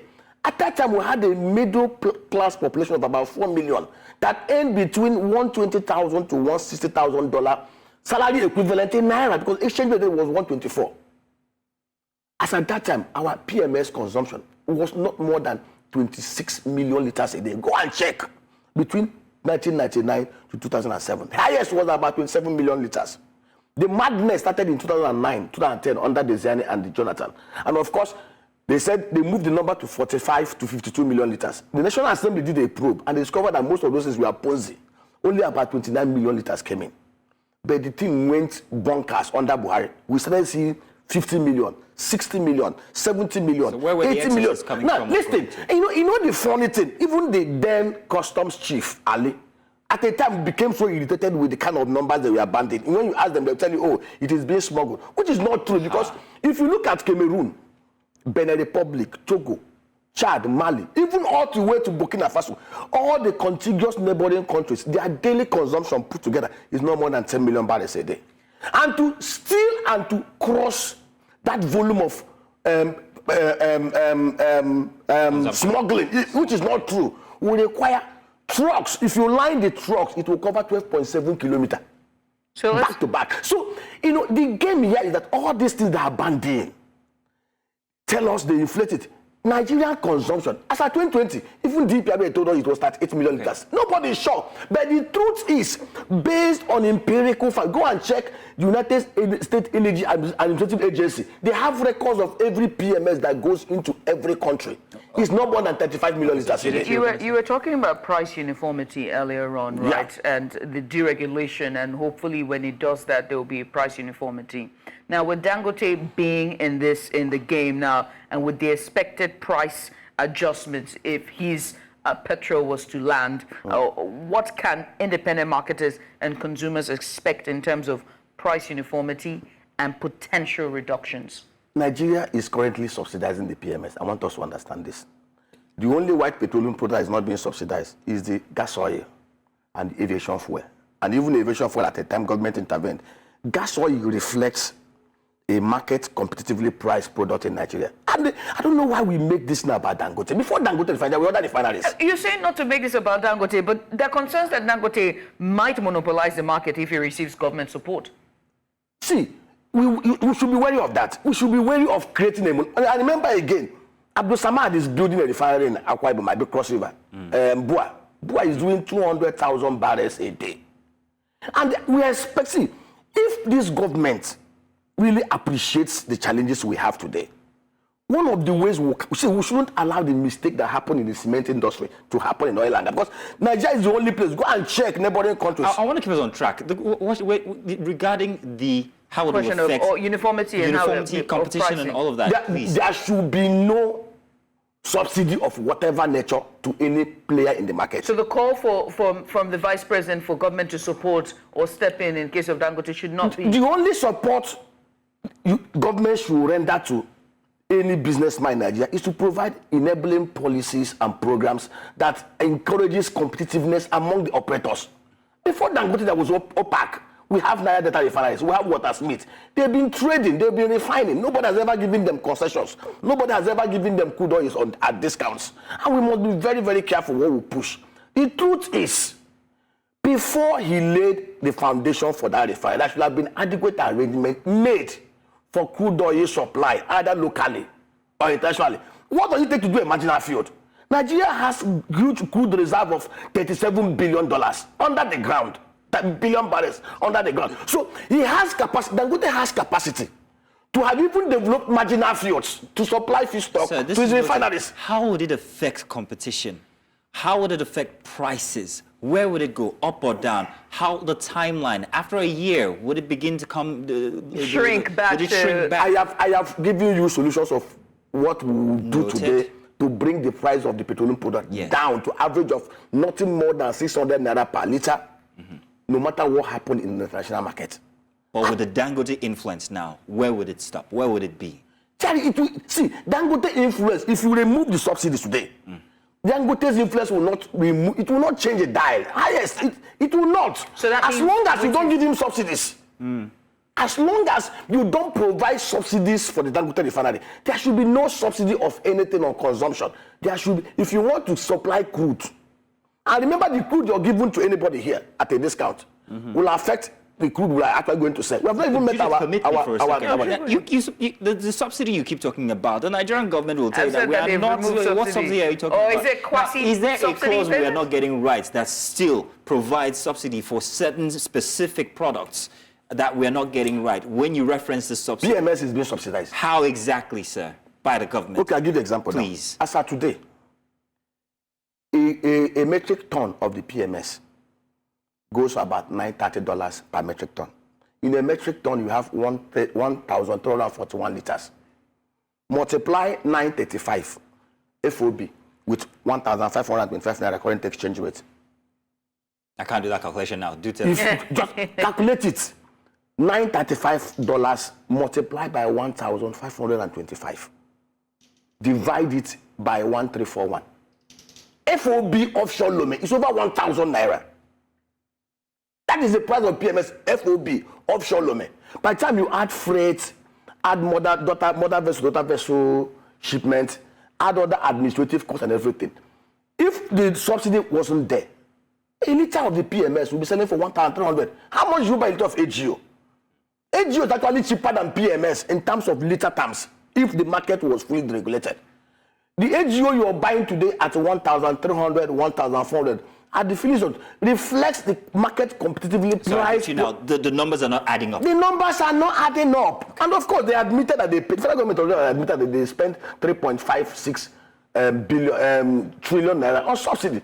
But the truth is, if they had done what we have advised them to do over the last 1 year, we wouldn't be where we are. We have been wasting trillions of naira on turnaround maintenance program. And Nigerian refinery is not the oldest refinery. There are far older refineries in the whole world that are still refining. What is holding us down is corruption. And the only way you can eliminate corruption is to put in place check valves that deters it. And what are those check valves? You see, those refineries that have not worked since 1999. If you hand over those refineries to a Shell or a Total, or even to a Sahara Energy, in 6 months you will see refined products pouring out. The truth is, for whatever reason, the government of Nigeria have refused. Have refused. The only person that picked courage to do the right thing was Obasanjo. Of course, Yar'Adua was ill-advised, and he reversed it. Today, and that is what we should pursue. Anybody telling you, if you want to save Nigeria today and save this oil and gas industry, it's not a case of give Dangote discounted crude. Get the NNPC, let the federal government of Nigeria appoint a Goldman Sachs, Bank of America Merrill Lynch, a Stanbic IBTC, and the Chapel Ham Denham, 4 of them as book runners. Let them divest 60% of their shareholding from NNPC and do IPO of $20 billion. When they do it, you get technically savvy, competent, funded investors into this economy. First of all, by doing this, Nigeria will unlock about $60 billion into our economy. Even while you're doing this process, against this system, you can actually go and borrow concessionary fund to enable us to stabilize the economy. The only problem we have is that the political will is not there. Every successive government sees the oil and gas industry as their sluice pipe to control things. Petrobras have done it. Emirates Oil, they have done it. British Petroleum, they've done it. Aramco has done it. Why are we not doing it? And that's the equation. So rather than Ipman and the rest of them, I expect Ipman, I expect TUC, I expect LLC, all of them to be on the street demanding that the federal government of Nigeria sell down 60% of their shareholdings for NNPC and make it as efficiently run as Nigeria liquefied natural gas. Noted, sir. So you say, all right, deregulate, especially the NNPC, especially for the shares. If it can be owned less by the government, it will be to 30% by government, 30%. 70% to deep-pocketed, technically capable but that's investors. not happening. But that's not happening. Real quick, sir, and if you can summarize this, would it be to the advantage of the Dangote refinery to actually get its fuel from Nigeria or outside of Nigeria? Dangote now as the subject. Would it be to the advantage foreign crude or local crude? There is no special advantage, either foreign crude or local. There's no, because it's same price. Nobody will give you crude oil at a discount. All right, sir. Sir, I was going to ask about. Very interesting. I was going to ask about the queues on ours, because there are speculations of queues going on there. Yes, exactly. No, it's the greed on the part of marketers. Let me tell you what is happening here. Well, press for time, so very like quickly. I said, on Friday, I bought at 750. What most of them they just locked up their filling stations, waiting to see where the market price direction is going. Whether it's going to be price adjustment up or whether it's going to be at the same level. So it's not as if there's no product in Nigeria. What you're just seeing here are marketers taking advantage of the sudden spike. I've heard calls, somebody calling me, I got an offer at this price, should I buy? I say, go ahead and buy. Because the truth of the matter is, if this market was fully regulated, none of you will be getting PMS at 1,300 per litre. Wow. There we go. Well, thank you so much for sharing your insights with us today, sir. We appreciate you for coming on. And that's Dr. Nnemeka Obiarari. He is a development economist and investment banking executive, and he joined us today to talk about just Dangote Petrol availability, as marketers fear the product may be costlier than expected. We'll take a short break, and when we come back, we bring you a big report. Stay with us. Welcome back, and for our big report, we focus on recent developments at the University of Benin, where management has closed down the institution following a student protest over a lack of power supply. The University of Benin has been shut down indefinitely following a student protest demanding 24-hour electricity supply. The management deemed the students' demands unrealistic and ordered an immediate evacuation of the hostels. Now, non-teaching staff and essential duty staff are not affected by the closure. The protest, which took place at the main campus in Agboa, included a blockade of a federal highway, causing hardship for travelers. Now, earlier, we're supposed to have been joined by students from the University of Benin who have requested to be anonymous, but unfortunately, we're still trying to make connection with them. And as you can see on your screen there you can see scenes from the protests from earlier in the week, where they were protesting for the electricity in the school. And so the management decided to shut the school indefinitely until further notice. Now, of course, this brings to attention the infrastructural failures in our education system, especially at tertiary levels as well. We've seen hostels that lack, housing amenities, proper water sanitation, clean sanitation, the facilities that they have in their hostels, and even in the lecture rooms and, their laboratories and the rest are outdated, or better yet, not even functioning at all. So this basically requires urgent attention and to be looked into, not just at the ministry level as well, when it comes to the Ministry of Education, but also for the school government or the school governing councils themselves when it comes to matters such as this. And this is pretty sad, because our students should be in school. They should be in school. I'll tell you something about the modus operandi for students. Being one of many who actually also engaged in such acts back in school in the Protesting? University of... Yes, exactly. Students always simply just want what's best for the conditions that will help them learn better.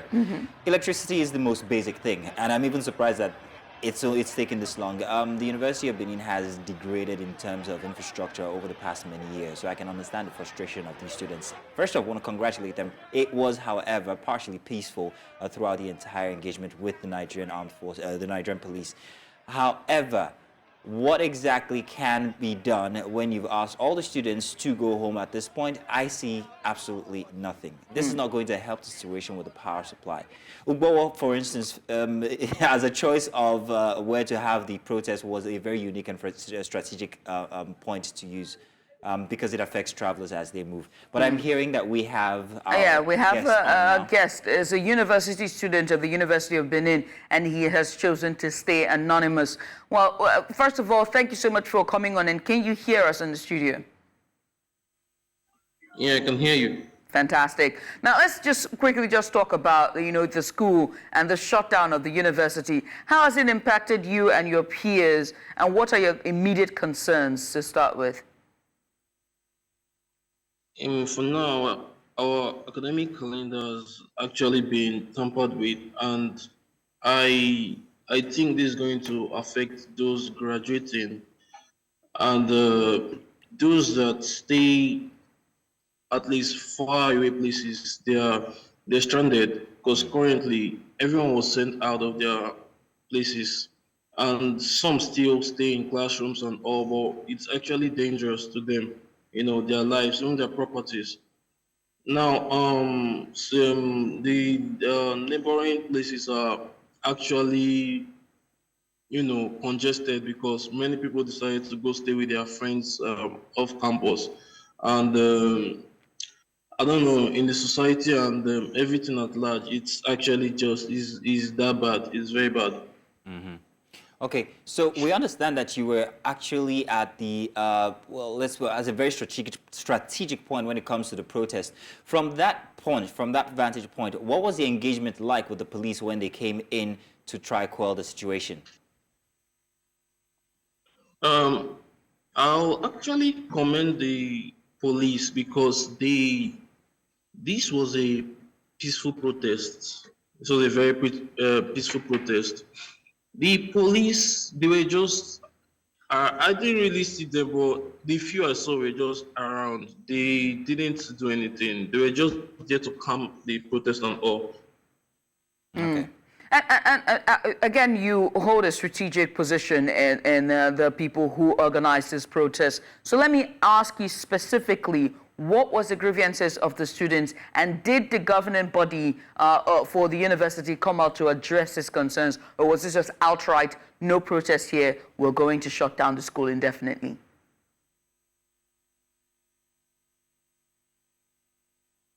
Anonymous, are you there? We seem to have lost him. Connection there. Anonymous, if you're there. Yeah, Anonymous, if you can hear us, we'll still try to make that connection with you. But we understand that the student who joined us is Anonymous. Anonymous, are you back? Yeah, I am back. Fantastic. I was asking, I understand that you hold a strategic position with the protest that was organized in school. So I'm asking, just to be clear, what was your demand for the protest, and how was it met by the governing council of the university? Was it an outright shut down of the university, or did they address your demands? Okay, the thing about the protest is we were demanding for stable electricity, just stable electricity, which we haven't had for about 2 months. But alternatives were set in place. About 3 hours at night and 1 hour in the morning. That's generator. But that is, on the long run, it's not durable, and during the course of everything, the generators develop a mechanical fault. So at intervals, or rather, should I say, at times, we might be staying without light. And this is actually disheartening because they're not keeping with their promises. The giant developed faults, and with no light, even if there isn't light, there should be provision for water. There's no water, there's no light, then this tampers with the hygiene. Then also classes too that require use of electricity. That's those that use projectors and practicals. Like for instance, in BMS, yes, in BMS, in medicine, and engineering, and some other faculties that need electricity for their practicals. It has led to postponing of practicals, and Tell you what, now it's unfortunate that we are unable to continue, but we understand about the demands and the situation, and it's a really complex one. However, we hope that this matter is brought to a very successful end at the end of the day. But thank you very much. We have to go now for sports, and we have standing by the delectable Nyechi. So let's do sports now, shall we? Yes, Onyechi, please take it away. Go ahead then. Thank you so much, Mazino. In the world of sport, the Athletics Federation of Nigeria, AFN, has unveiled a formidable list of athletes set to represent the country at the upcoming Paris Olympic Games. Among the top athletes for the women's event are Toby Amusan. She's renowned for her prowess in hurdles, and Favour Philly, a student in sprint. The men's roster, several notable names like Godson Brumer, known for his speed and agility in the track field. And we've got Favour Asher, another sprinter expected to make an impact. Chidi Okezie, a versatile athlete contributing to Nigeria's track and field events, has also been listed. Team Nigeria will compete in a total of 9 events across both the men and women's categories, including a mixed 4x400 relay team. The diverse participation underscores the depth and versatility of Nigeria's athletes, with a strong lineup featuring both seasoned athletes and promising newcomers. Team Nigeria is poised to make a significant impact at the Paris Olympic Games in July. Moving away from that to the world of football, a big surprise for the Copa America saw Uruguay beat Brazil on penalties 4-2 to reach the semi-final of the Copa America after an ugly game ended goalless on Saturday. Uruguay will finish the game with 10 men after Nahit Hernandez was sent off in the 74th minute. Will face Colombia at Charlotte, North Carolina in their semi-final on Wednesday. Colombia, now unbeaten in 27 games, beat Panama 5-0 on Saturday in the other quarterfinal earlier in Arizona.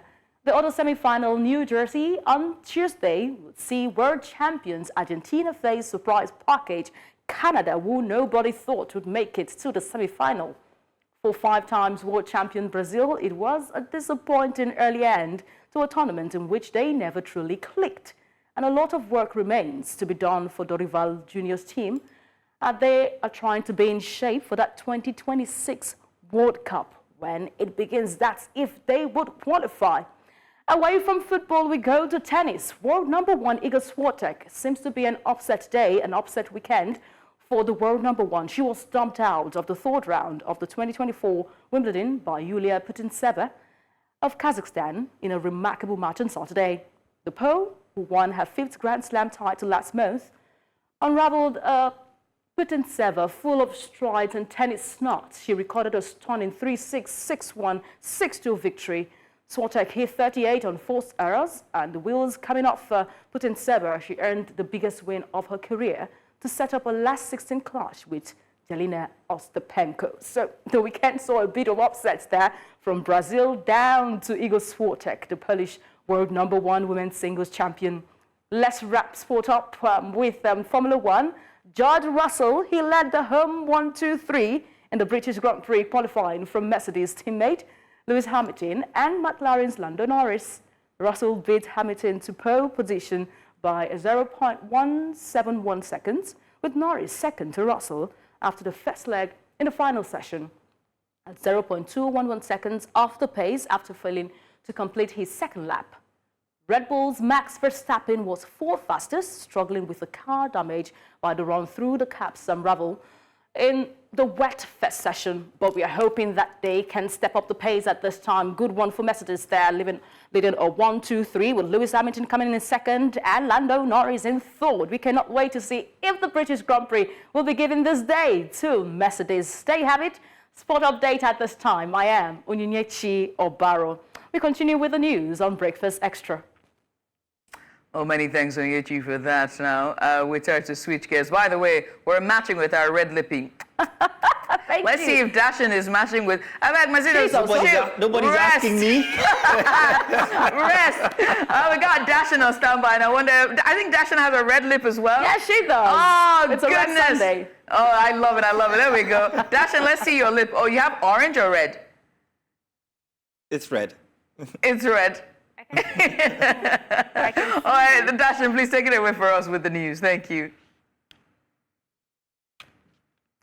All right, now in the absence of that, let's just move on with the headlines. We begin by telling you that two journalists, Abdul Ghaffar Alabelewe of The Nation and Abdul Rahim Abdu of Blueprint newspaper, together with their spouses and kids, were kidnapped by bandits on Saturday night after they broke into the Dejonu community in Millennium City, Chikun local government area, Kaduna State. Alabelewe is also the current chairman of the Nigerian Union of Journalists, Kaduna State Council Correspondents Chapel. Nigeria's power grid has collapsed again, with the country currently generating 0.80 megawatts of electricity.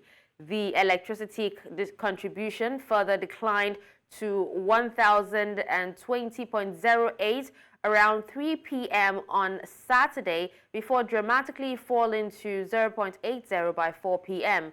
Now, this is the fourth power grid collapse in 2024. Confirming the collapse, the Enugu Electricity Distribution Company PLC, that's the EEDC, said the incident occurred around 3:09 p.m. A public announcement signed by its head of corporate affairs, Emeka Eze, noted that the situation led to loss of power supply.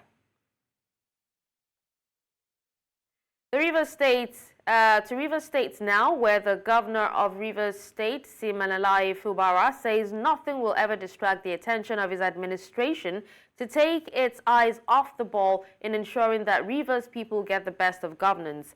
Governor Fubara gave the assurance while speaking with newsmen shortly after being conducted round the entire premises and structures of the zonal hospital, Degema Town in Degema local government area on Saturday.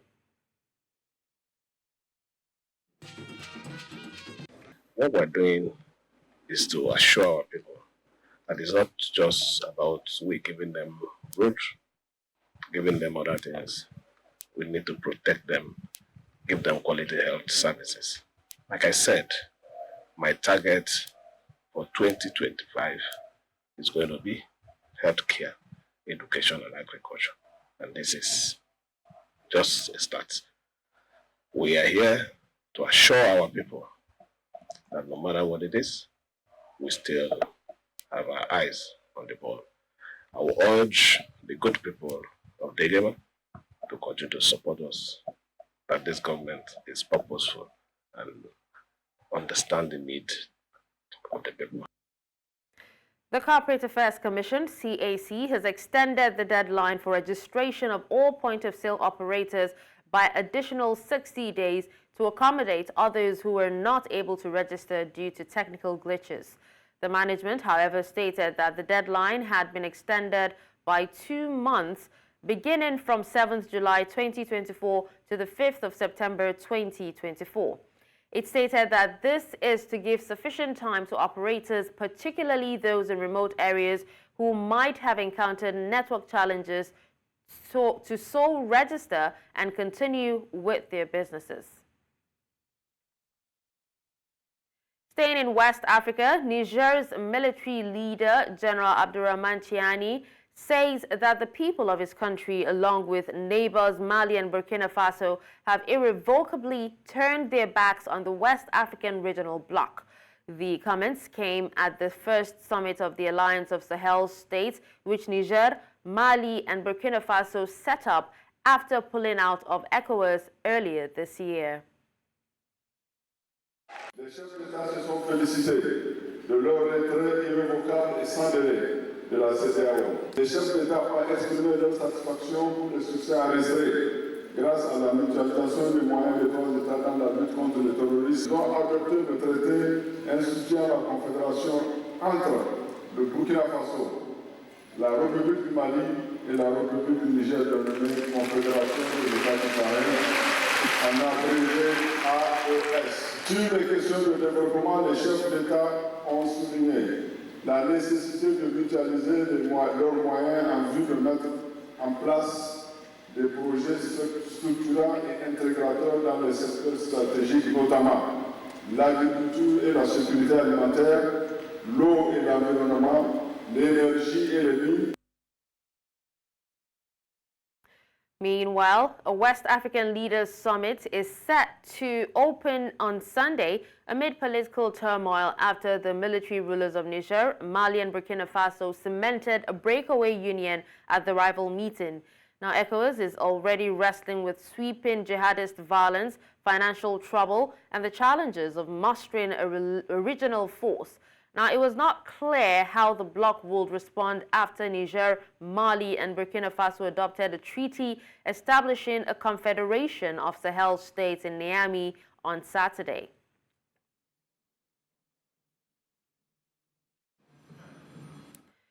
Senegal's Prime Minister Ousmane Sonko has implored young people not to attempt the perilous Atlantic route to Europe days after scores of would-be migrants perished when their boat capsized off Mauritania.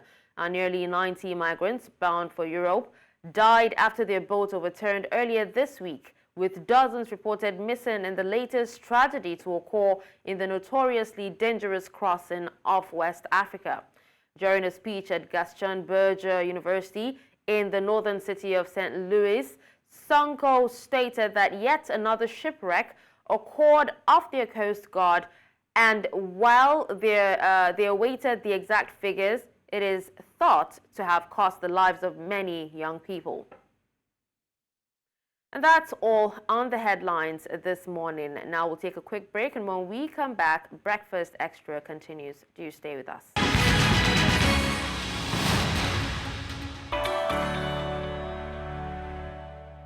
Well, it should be Focus Africa, so apologies for that. But guess what? We're going to bring you a significant development from Sierra Leone. It's about a new law that is banning child marriage and has been signed with much celebration and jubilation. Now, this law aims to promote young girls from being forced into marriage before the age of 18. And let's dive into the details, shall we? So President Julius Maada Bio has signed the Prohibition of Child Marriage Act into the law in Sierra Leone. Now, this landmark legislation mandates a minimum 15-year jail term or a fine of around $4,000 for anyone involved in the marriage of a girl under 18. Now, the First Lady, Fatima Bayo, organized a grand ceremony to mark this historic event.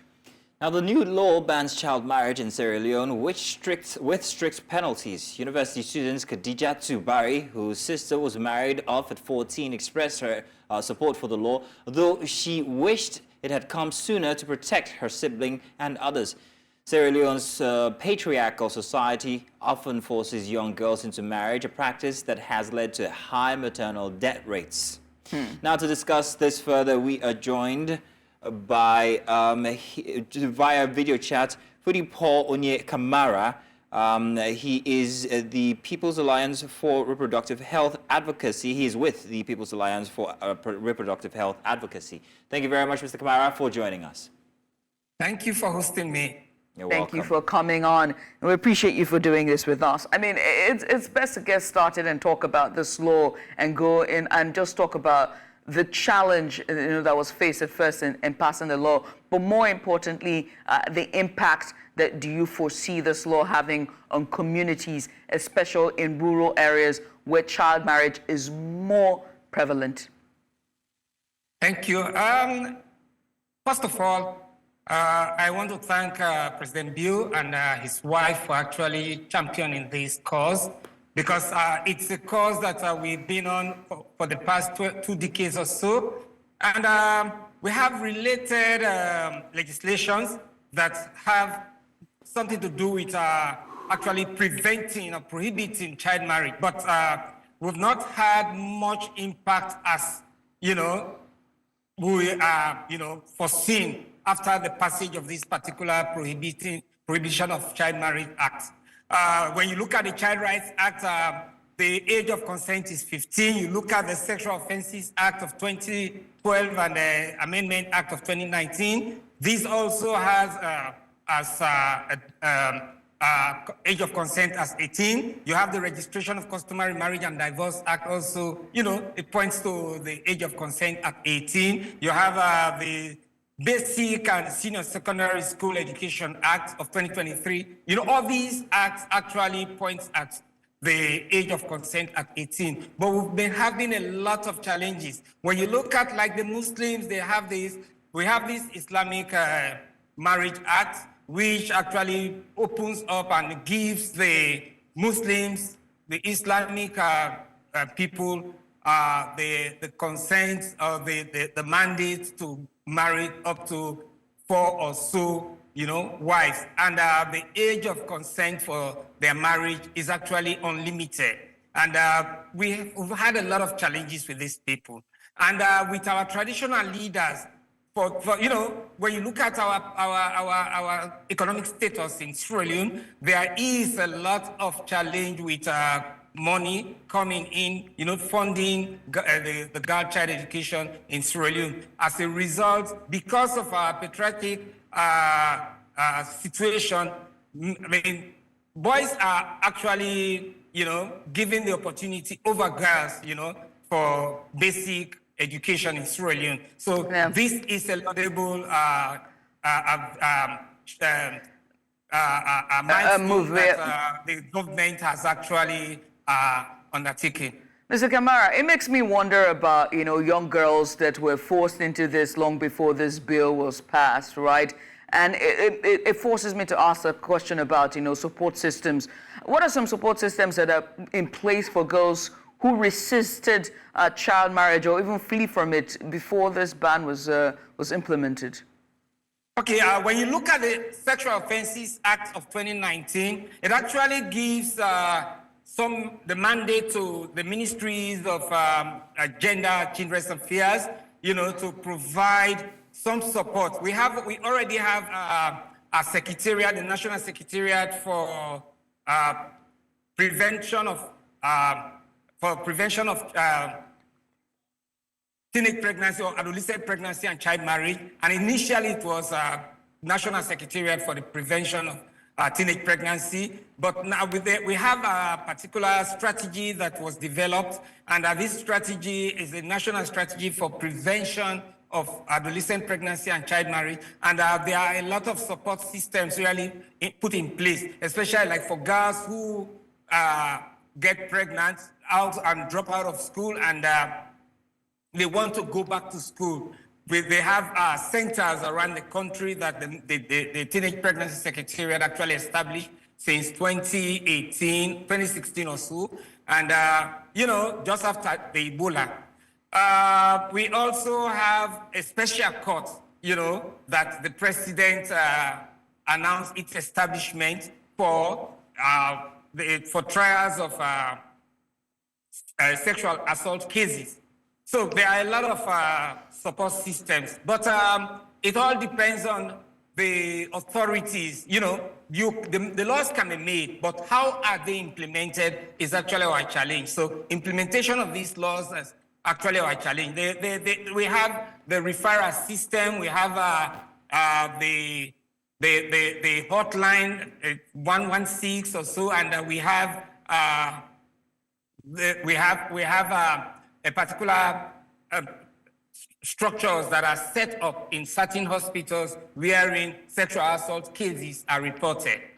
Okay, so Mr. Kamara, I imagine that this is the problem that spans the entire length of Sierra Leone, and there must be a case for people who live in perhaps maybe villages or hard to reach places?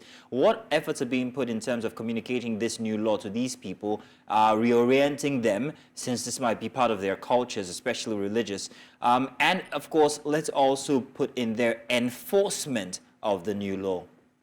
Okay, the new law actually is new. It's currently new. But the previous laws that I've just mentioned, the Sexual Offences Act, the Customary Marriage and Divorce Act, the Child Rights Act, and, the other acts and some of the policies, the strategies like the male involvement strategy to prevent, for prevention of sexual and gender-based violence, and the national strategy for reduction of teenager adolescent pregnancy and child marriage have been actually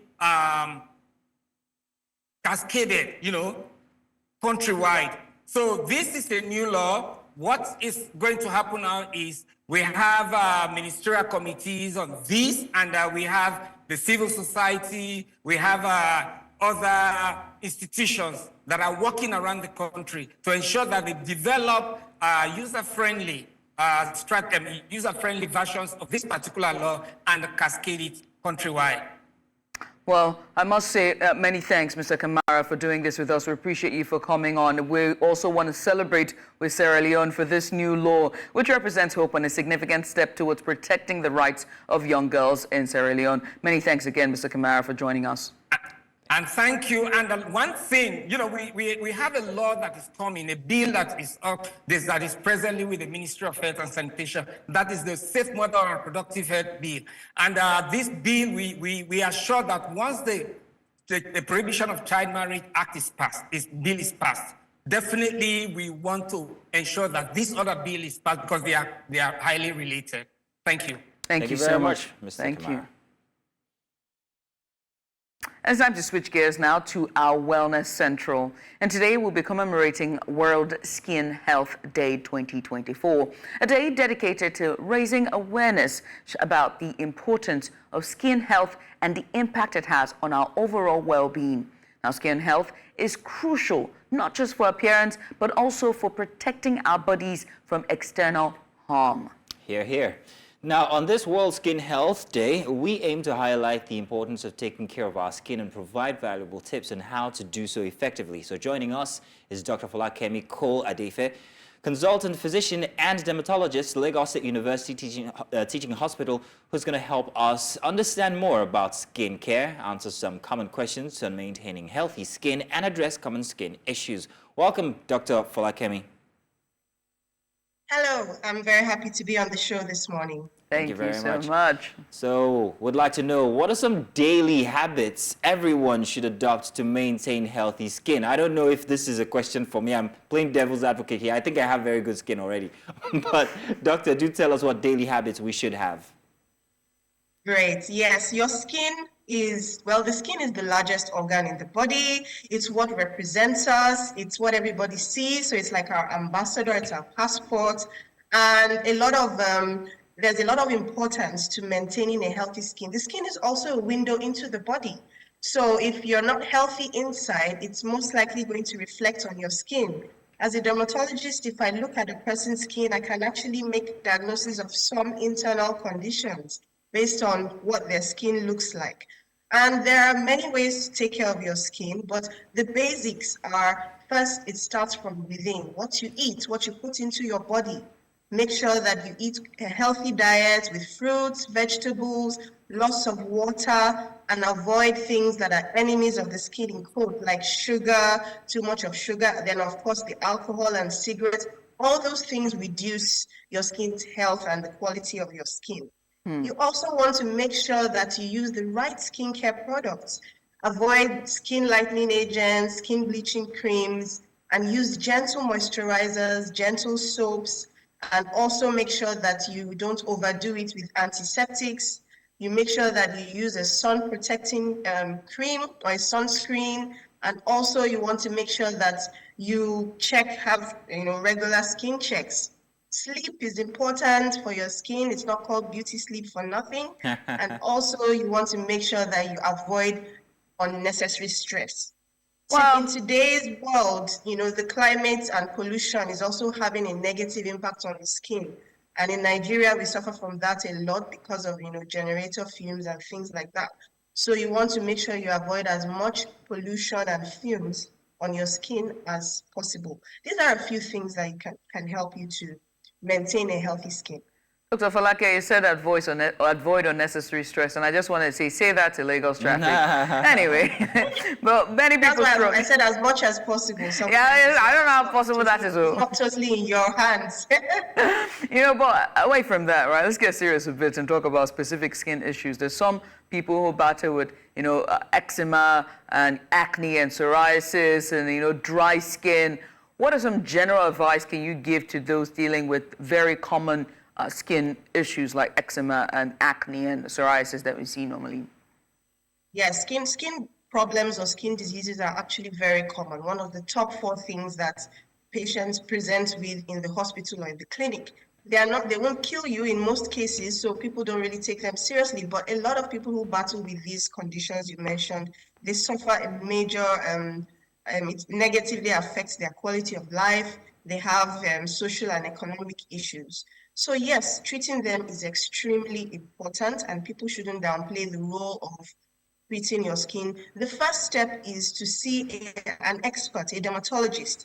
A dermatologist are not just a skin specialist that claims to be a skin specialist on the internet, because we have so many of those these days. You want to see a board-certified dermatologist who has trained in skin dermatology, the skin, the hair, the nails, and the mucous membranes.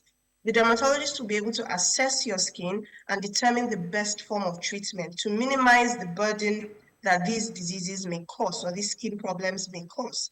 With acne, there are many different types of acne. So depending on the severity of acne, you may require topical medications, and sometimes you may require oral medications. So it's a dermatologist that will be able to advise you, this is mild acne, you do well with just these topical agents, a good gentle soap-free cleanser, some antibiotics, topical antibiotics, a retinoid. These are things that dermatologists would recommend. So I would say for people who have skin concerns, see a dermatologist, because the presentation can vary, and it's only the expert that will be able to guide you appropriately on how to go about taking care of it with the least amount of complications and, of course, effect on your quality of life and psyche as possible. Right. I'm going to come to you on something you said. You talked about stress being a factor for our health of our skin. I don't exactly know how stress can be a factor. I'm under stress now, but I don't think it's showing. Is it showing, Judith? It is now. Is it showing? But tell us how stress can affect our skin. Most things because of chronic stress. For instance, when people are stressed, you secrete a hormone called cortisol. And cortisol, the hormone called cortisol, can interact with the skin, can lead to an exacerbation. If you already have a skin problem, it can make it worse. Okay. That's the secretion of cortisol and other hormones. And then cortisol is known to be associated with darkening of the skin. So sometimes that's why you see when people are really stressed out, in addition to sun exposure, because 2 things that make us a bit darker is sun exposure and then sometimes stress. So the stress can actually lead a person to get slightly darker. That's very interesting. For people who are, so for people who have things like psoriasis, atopic dermatitis, acne, it is known very well that this stress aggravates these conditions. But doctor, what about like product? I said, the skin is... Sorry? What about product, the kind of product that we put on our skin? Many people would say, oh, my skin is getting darker, I might need a lightening agent. You also spoke about bleaching agents as well. How much damage are we doing to our skin trying to help it out in the first place? Yes, so the problem is that bleaching is not the solution. Why are you getting darker? We look for the underlying causes and manage them. For most people, it's sun exposure. UV exposure, UV radiations from the sun actually trigger the melanocytes, the cells that make the color, the melanin in our skin, to produce more. So when you're exposed to the sun, you get darker. And that's one of the reasons why most people, the parts of your body that are covered by clothing tend to be lighter than the parts that are exposed, like the face and the hands. So that's where we always recommend people to try to use sunscreen more frequently. for the parts of the body exposed, and have sun-safe or sun protection practices like using, a hat, a wide brim hat, wearing clothing when it's very hot that cover the body, that are light, using an umbrella, particularly for people with albinism. We recommend they use umbrellas to go out during the day because they don't have any melanin at all. So those kind of things can help to minimize tanning, which is what happens when we get darker. So that's one way. But skin lightening agents usually will damage the skin. Most of them contain chemicals that are harmful in the long run. Initially, you may look very nice, but the problems are coming, in the future. Just like smoking or cigarettes, smoking cigarettes or taking alcohol, the problems don't start immediately. It's a few years down the line that they begin to show up. And it's the same with skin lightening agents.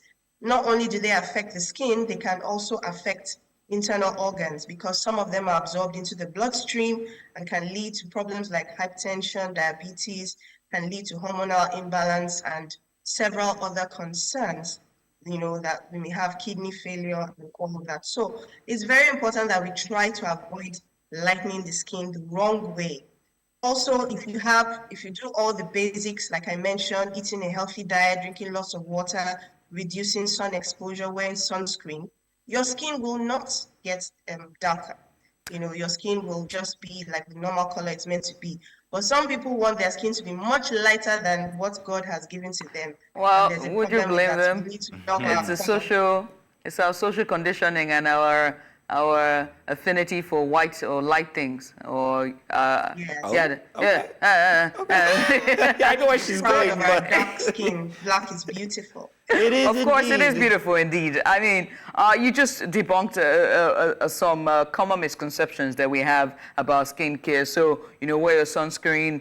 Not all sun exposure oftentimes can be bad. Also protect yourself from the sun. Lightening agents can be good, but it depends on your dosing and the type of lightening agents that you're using.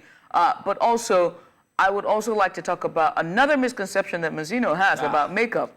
Can I approach the bench? I'd like to approach the bench. No. While you were talking and while we had the camera on you, I asked Judith, what about makeup? How much makeup becomes, is there a stage where it becomes detrimental to your skin? I'm asking professionally because, every day, she puts on makeup, I don't. I'm naturally like this.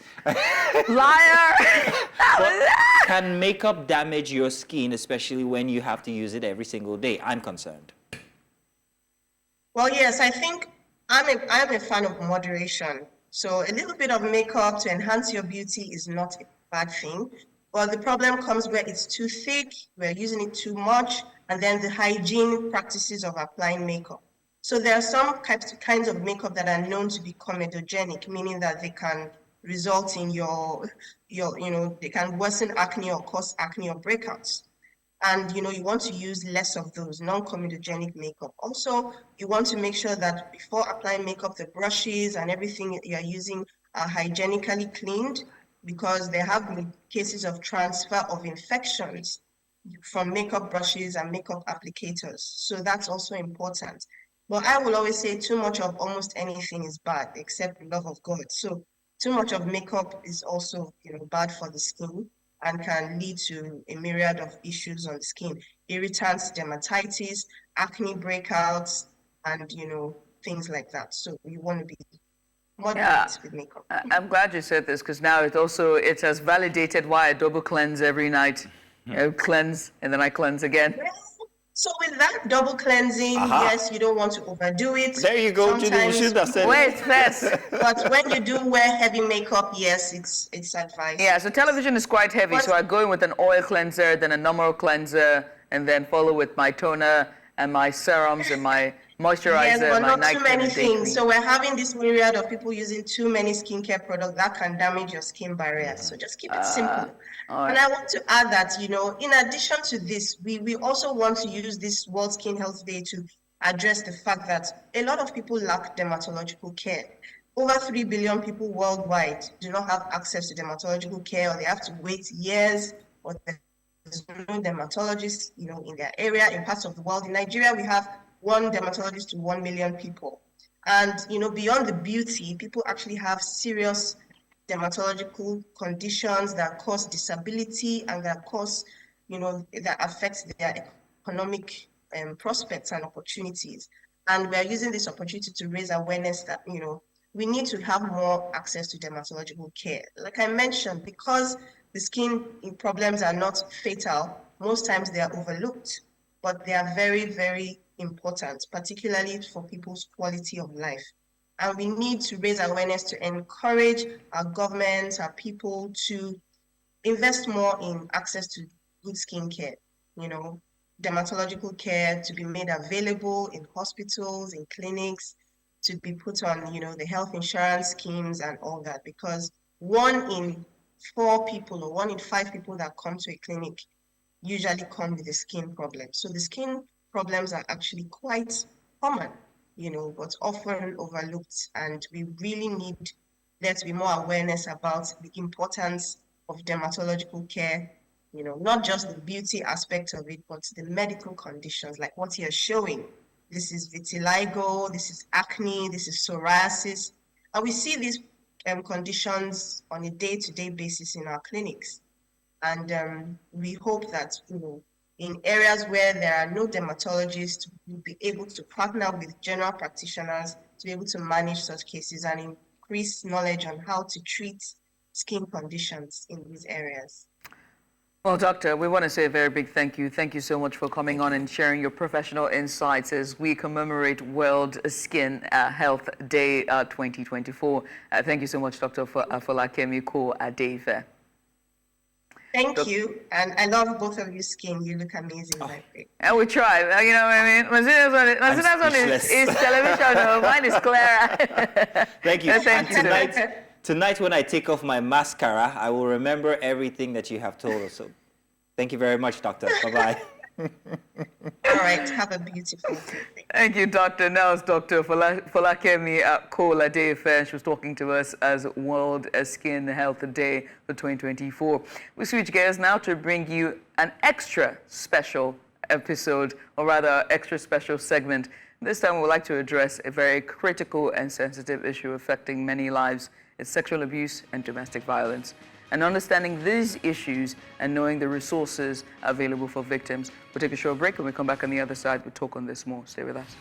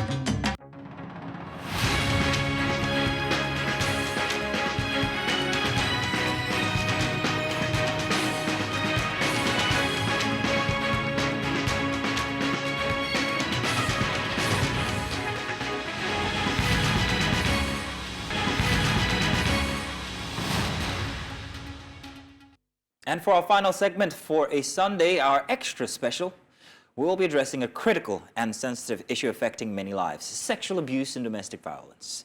Understanding these issues and knowing the resources available for victims is crucial for creating a safer community. Now, sexual abuse and domestic violence are pervasive problems that affect individuals regardless of age, gender, or background. They can have long-lasting impacts on victims and even their families as well. And so today, we aim to shed light on these issues and provide valuable information on how to seek help and support. And so to help us to do this, we have a special guest, the Executive Secretary of the Lagos State Domestic and Sexual Violence Agency, Titilola Vivo Adeniyi. And she joins us live via video chat. Welcome and thank you so much for joining us today on the show. Good morning. Good morning. Thank you so much for having me. Thank you. Let's get started, shall we? And just start with, the scope of sexual abuse and domestic violence in Lagos State. Give us a bit of understanding as to, the stats you're seeing at your agency. Thank you. So over the years, we've seen an increase in formal and informal reporting of cases. When we started in 2014, we attended to 40 cases a month. But as at last year, October, we have hit on average of 330 cases monthly. These are new cases that are being reported. The youngest survivor we've attended to was a 7-month-old baby, and the oldest was an 85-year-old grandma. And we have seen the high, the mighty, impoverished, middle class. And it just speaks to the fact that sexual and gender-based violence truly is not a respecter of age, class, or creed. Indeed, anybody can be a victim or a survivor of this vicious menace. Well, I'd like to ask if there are signs one could look out for in people who might be experiencing sexual abuse or domestic violence. So typically, let me start with if you think or you suspect that a child is being abused. Typically, there's a change in behavior. And I think it's important for us as parents, caregivers, or just, good Samaritans, mandated reporters.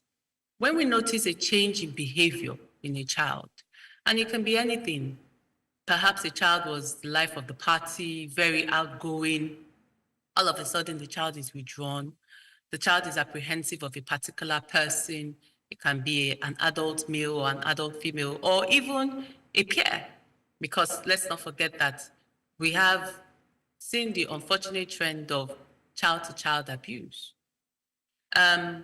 So changing behavior, apprehensive of a particular person or a location, or the child is walking funny.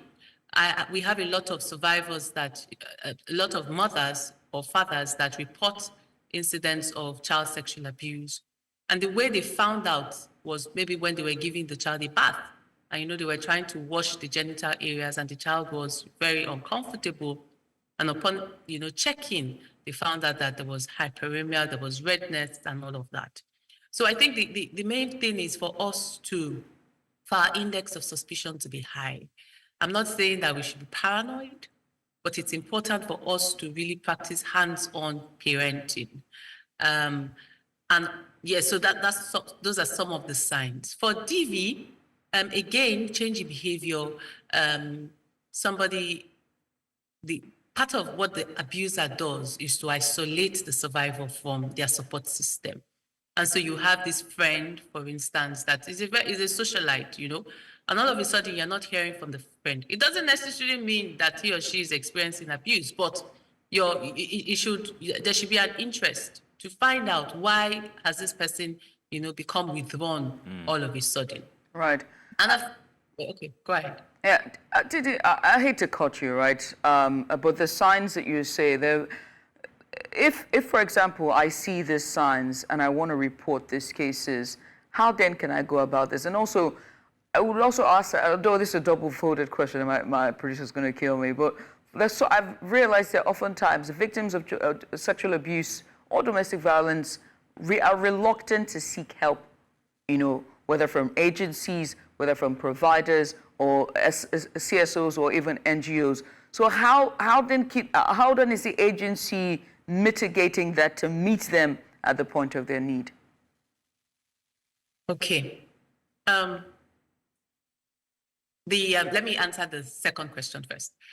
So we know that there is a culture of silence, and it's not peculiar to us. It's a global phenomenon, By virtue of the impact domestic violence has on the survivor or the victim, they get to a point where they feel it's normal. There's a lot of victim blaming. There's a lot of trauma bonding. There is a phenomenon referred to as trauma bonding, where the survivor bonds with the source of their trauma.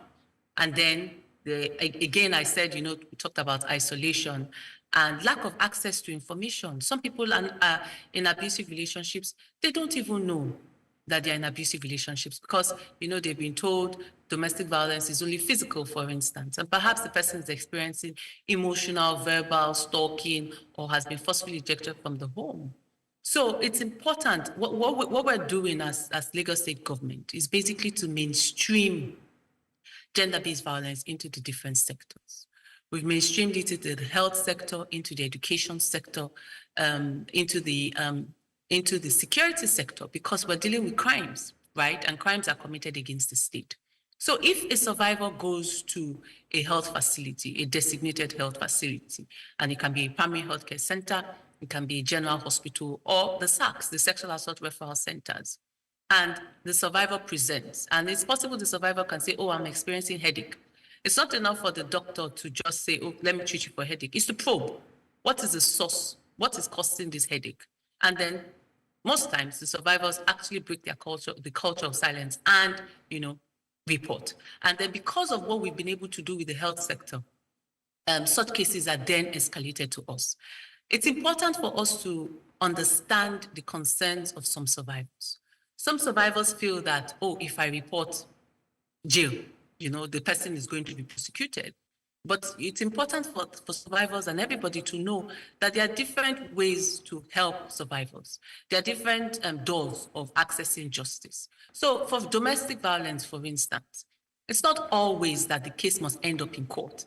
It can be addressed through alternative dispute resolution, especially if that's what the survivor wants, right? A good number of survivors tell us they want the beating to stop. They don't want their abuser jailed. They want, perhaps for them to go for counseling, to be able to access support.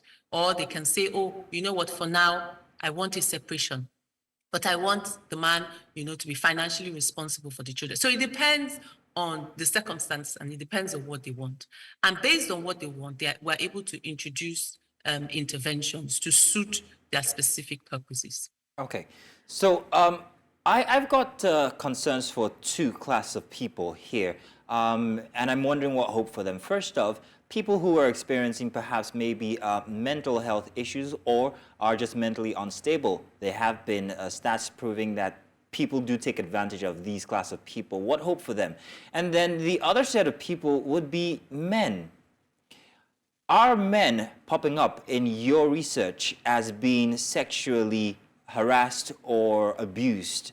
And what hope for men who haven't come out to actually tell that they are being harassed or abused? So, and well, what gives in that instance?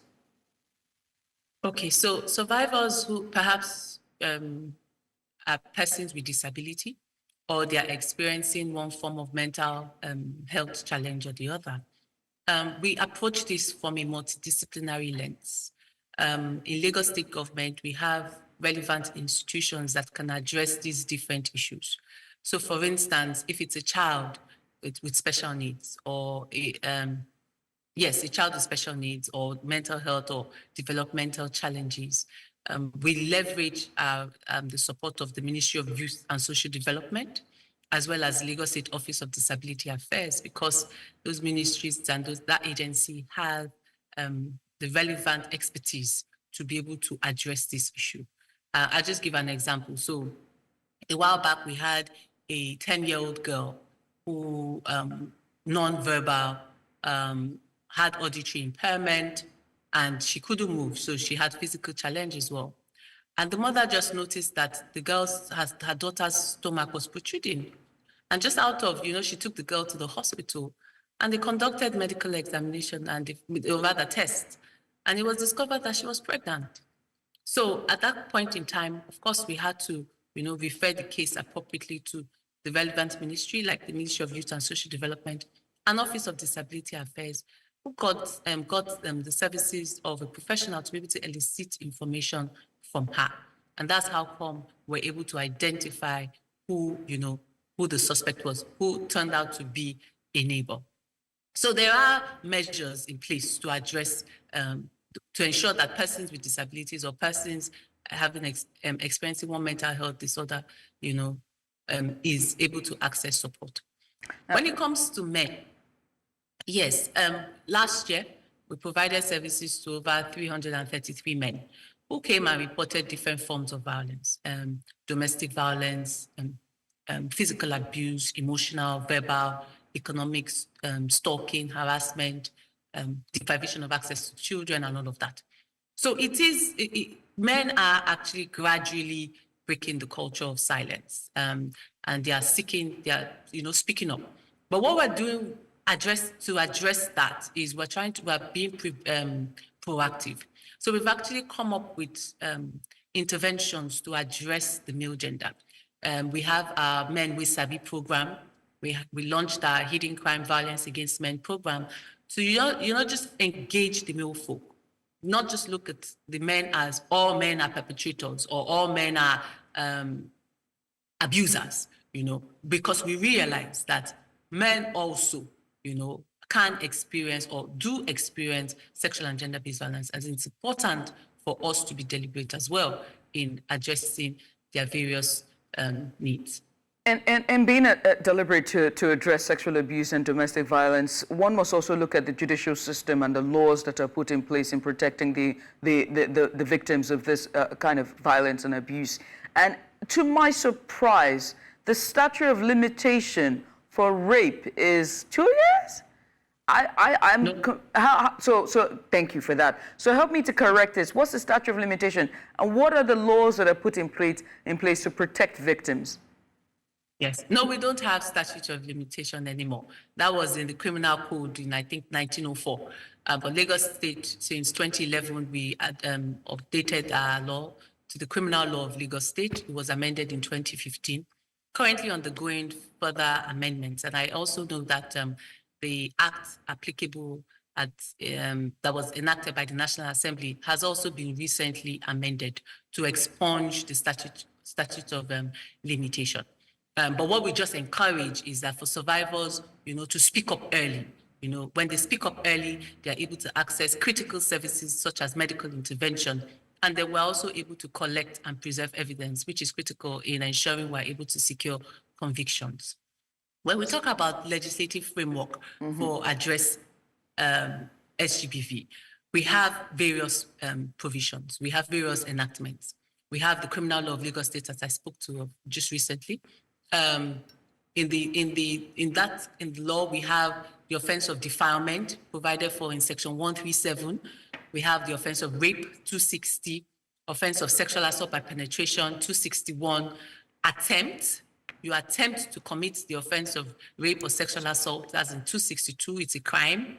You have 263, which is a sexual assault. You have sexual harassment, 264, and then 265, causing a person to engage in sexual activity. Now, defilement, rape, sexual assault by penetration, all attract up to life imprisonment. Attempt is 14 years. Sexual assault, sexual harassment is 3 years. And then causing a person to engage in sexual activity without their consent is 5 years.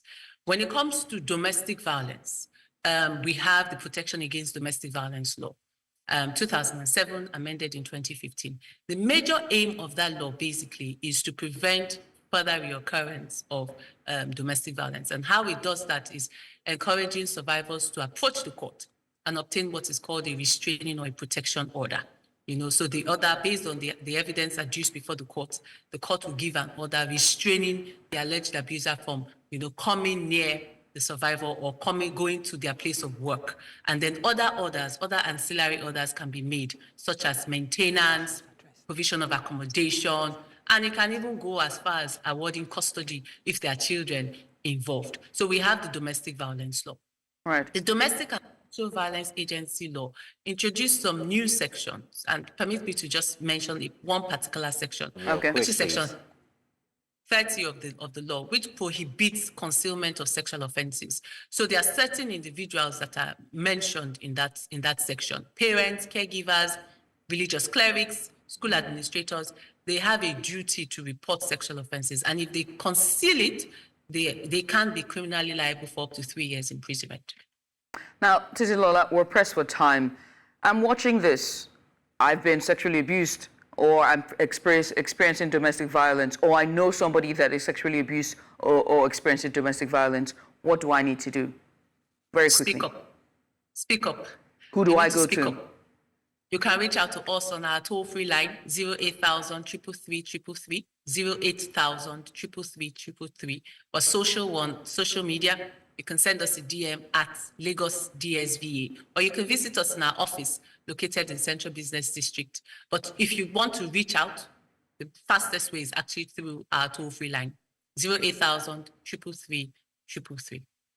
Titilola, many thanks for doing this with us. We appreciate you for coming on, and thank you so much for all the hard work you do at your agency there. Many thanks again. Thank you. Thank you so much.